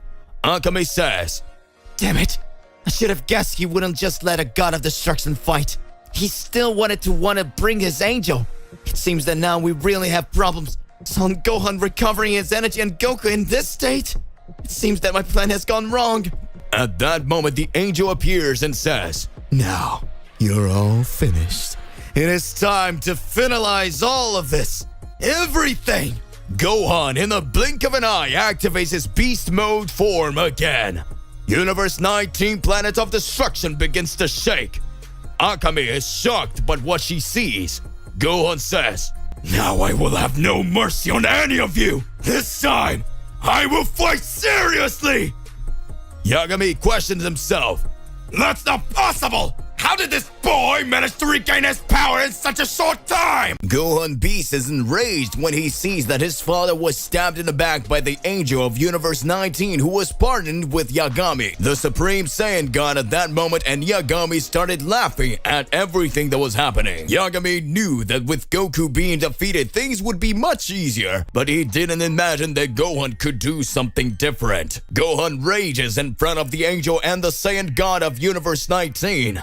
Akame, the priestess of timeline number 2, watches and says, How is this possible? Goku's son had no power for anything just now. His strength was totally gone and now he was able to show his performance like that. This doesn't make any sense. How did he raise his power so much? Are the rumors of Son Goku's son true? He is very similar to the ancient God of Fury. The God of Fury in the past fought with several opponents, and whenever he found himself in a critical situation, he saw a beloved one of his going through a difficult time. He turned into a monster of fights. His energy returned to 100% and he always ended up overcoming himself more and more until he defeated the enemy. Rumors had it that Son Gohan did this twice fighting a monster called Cell in his universe. Now it looks like he was showing that power again. It seems that the future Chaos Gods are impressing me more and more. Now things are starting to get a little better. Come on, Son Gohan. I, the High Priestess, believe in you. At that moment, Gohan observes and speaks. I know I can still fight this guy, but there's an angel here too. In fact, this guy didn't even introduce himself. He's just watching us. But it looks like any moment he's going to attack. He stabbed my dad in the back. If I try to attack Yagami, that angel stops my attacks and starts supporting Yagami. If my father was well now, we could fight at the same time since we have two opponents. Damn it! I've never seen an angel fighting alongside a god of destruction. Maybe thinking like that was thinking too much. At that moment, Goku watches and speaks. Gohan! Looks like today isn't our lucky day. Every time one of us let our guard down. Well, I hope you've learned your lesson and can show your talent now. Gohan starts watching and says, I still haven't managed to get my energy back, Dad. I need to start showing my true development. Let's go!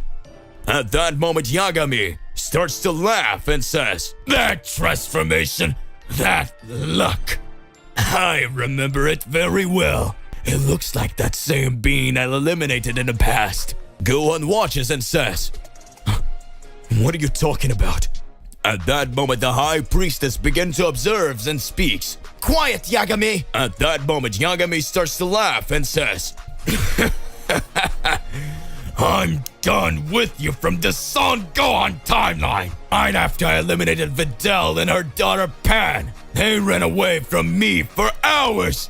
It was really fun to play finding them while they ran and tried to hide in the rubble of the planet.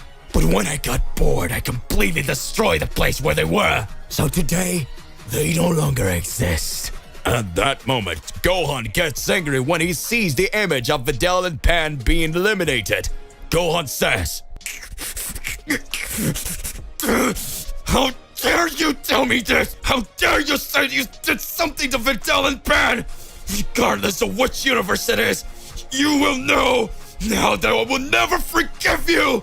Now you will know my theory! Gohan's face starts to create dark seals and his hair grows even longer. Gohan starts to get his energy completely out of control. Goku says, What is that? Could this be Gohan's true rage? What is this power Gohan is showing? At that moment, Gohan says, I don't care if you're a god of destruction or whatever you are! Now I will eliminate you for the honor of my family! Gohan strikes a punch on the Angel of Universe 19 and advances on Yagami. In another unknown galaxy in the second temporal line, we can hear a voice that says, It looks like she managed to make him fall into a trap. I've been here for days in this parallel universe. If I can't stop this planetary devastation, all universes can be destroyed. Your ambition, since you were little, was too big. Now you've lost all your way.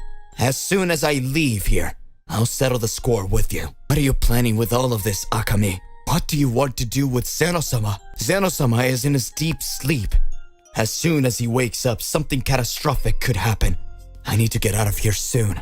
The strongest of the universes may start to want to attack and the big entities are about to gather.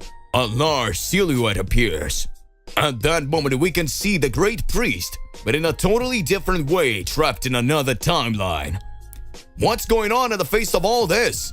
It seems that Akame is hiding something from Goku and Gohan. Is the High Priestess not as good as we think? We need to pay close attention. Palace of Zeno-sama. In the Palace of Zeno-sama, we can see that Zeno is beside his guards in a deep sleep. It's a little strange to imagine that while Zeno sleeps, his guards, instead of watching him, are also sleeping. Akame, the priestess of Timeline 2, as soon as she performed chaos training with Goku and Gohan, she already sent the two Saiyan directly to Universe 19 where the warriors who are considered celestial monsters are. What is the High Priestess wanting behind all of this? What is happening in the distortion of this reality? What is hidden behind Akame? What will be the goals in the face of all this? Back to Universe 19. Gohan, with his new transformation and his powers, begin to raise his energy even more, showing an extremely high skill. Gohan, in a few moments, starts to land several blows on Yagami. Yagami, feeling pressured, speaks. How did this boy get so strong? It's not possible! He raised his powers even higher! Just as the Universe 19 angels try to attack Gohan, Akame appears in front of that angel and says, Angels are not supposed to get involved in battles. Otherwise, I would have to resolve all of this right here and now. So you better keep quiet in your place. At that instant, Akame has the disadvantage fighting Gohan Beast Mode. Gohan says, You will never be able to defeat me! You will never be able to defeat me. At that moment, the Angel of Universe 19 starts laughing and speaks. Well, if I can't fight, then my controlling energy will make the difference now.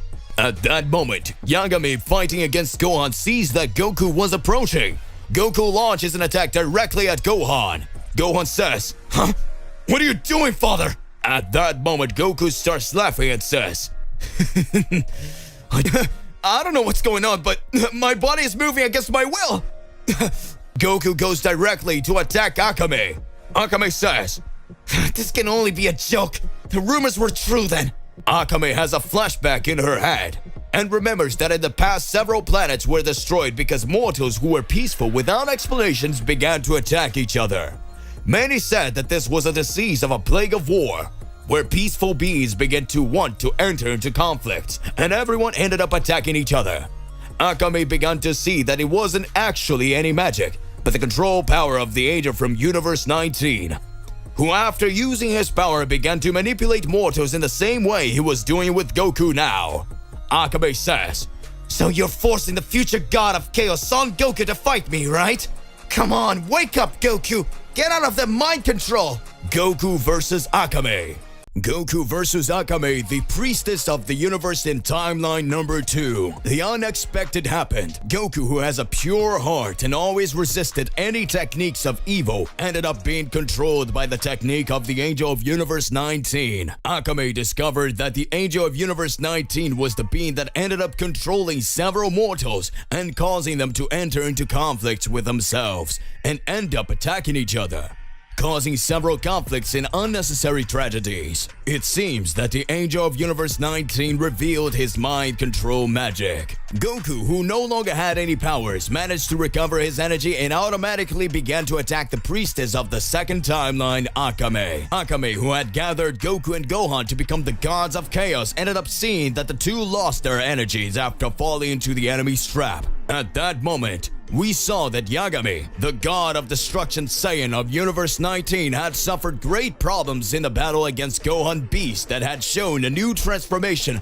after having the image of Videl and Pan being eliminated in front of him, after showing that the Gohan of this timeline had been killed and consequentially his family as well. At that moment, Gohan Beast from the timeline that we follow shows his new transformation with seals on his face, attacking directly with another level of Yagami power. Yagami says, "It seems that you Saiyans from another timeline managed to show even greater power each time. That sounds very intriguing. It seems that now I will understand how you managed to get stronger." At that moment, Gohan says, "It doesn't matter. I will resolve this situation here with you." The Angel of Universe 19 watches and says, "It looks like you cannot fight. I'll just have to watch this fight between barbarians." Goku, being controlled by the magic of the Angel of Universe 19, tries to attack directly at the priestess Akame. Akame says, "Son Goku, stop it! Come on, you're way above all that. Remember that you were chosen to become the god of chaos." At that moment, Goku, being controlled, starts to laugh and says, "I don't care what kind of god I can become. I know very well that I fear no one. I am Son Goku from Universe 7. After ending you, I will rebuild all these universes alongside Yagami. Now it all makes sense. I can understand why I was brought here. The gods chose me. They know I'm special. You were just a bridge to bring me to this universe. You will be destroyed, Priestess Akame. And I don't care if I have the power of energy of chaos. I will end everything and everyone that appears in front of me. Tune in, now I have the power of destruction." Goku begins to elevate the mastery of Ultra Instinct even further and begins to impress everyone who was there watching. Controlled, Goku says, "Now I will show you my true power." At that moment, Akame charges directly at Goku and tries to land a punch in his face. Goku starts laughing. "Do you think that this would really affect me? I am from the warrior race. My whole life has practically been dedicated to combat. I always have the greatest skill of all, the Zenkai of the Saiyans. This is pathetic, Akame." At that moment, Akame is paralyzed by Goku, who directly holding her arms says, "I don't know what you're thinking. Maybe you're too weak for a priestess." Have you ever imagined this? The great priest of my timeline is among the 5 most powerful of all universes. Everyone fears him. Everyone knows that if someone tries to attack Zeno-sama, he will have to solve the situation with Daishikan. He's the much more powerful than you and managed to raise his power even further. What you're showing is no big deal. It's just the power of a weak angel. I'm sure that the beings of this timeline are much weaker than the ones from the timeline that Gohan and I came from. At that moment, Akame starts laughing and says, Well done, Son Goku. It looks like your tongue is pretty sharp after you were dominated by that angel. How dare you speak like that to me? How dare you speak this to me after everything I've done? How dare you insult me? This time you managed to really piss me off. This time you managed to make me lose my patience. Yagami and you, Safi. The angel who deceives everyone in the Universe 19. I'm already tired of this you've been showing. Now I will show you the real energy and the true power of the priestess of this timeline. Start of planetary eradication! My two warriors are not yet able to fight against powerful beings like you. I guarantee, and in 10 days, they will come back much more powerful. All other universes that are engaging in wars will know the true energy of the priestess and her chaos gods. At that moment, Akame says, Secret technique of destruction, creation, and destruction. Supreme attack of the angel priestess of Universe 19. Planetary eradication! At that instant, Akame speaks her phrase. A great change in Universe 19 begins to happen. Goku and Gohan's bodies disappear next to Akame's body. At that moment, the angel of Universe 19, revealed as Hafir's name, looks at Yagami and speaks. Well, it seems to me that this time the High Priestess escaped with both of them. She could have wiped out this entire planet with that attack. But she just wanted to escape. Well, she took the two Saiyans. Surely that attack cancelled my mental control over Son Goku. Interesting, Akame. We'll see each other again soon. Akame speaks. Right when the battle was about to get interesting, Son Gohan was pushing his limits. I need to find him again. Those Saiyans are at least giving us some trouble than the others that showed up, aren't they? Center of the universe on timeline number 2. Akame, beside Goku and Gohan, starts watching and speaks. Have you recovered your consciousness yet?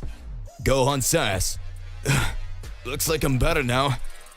I had reached a level of transformation where I felt like I had lost control of everything. Goku speaks. I didn't quite understand what happened either. Everything looks so different. The powers, the abilities I was showing. I can't quite understand what was going on. Perhaps that was the true meaning of the battle, right? Well, let's see what will happen from now on. Akame says, You saw that Universe 19 is one of the strongest universes, didn't you?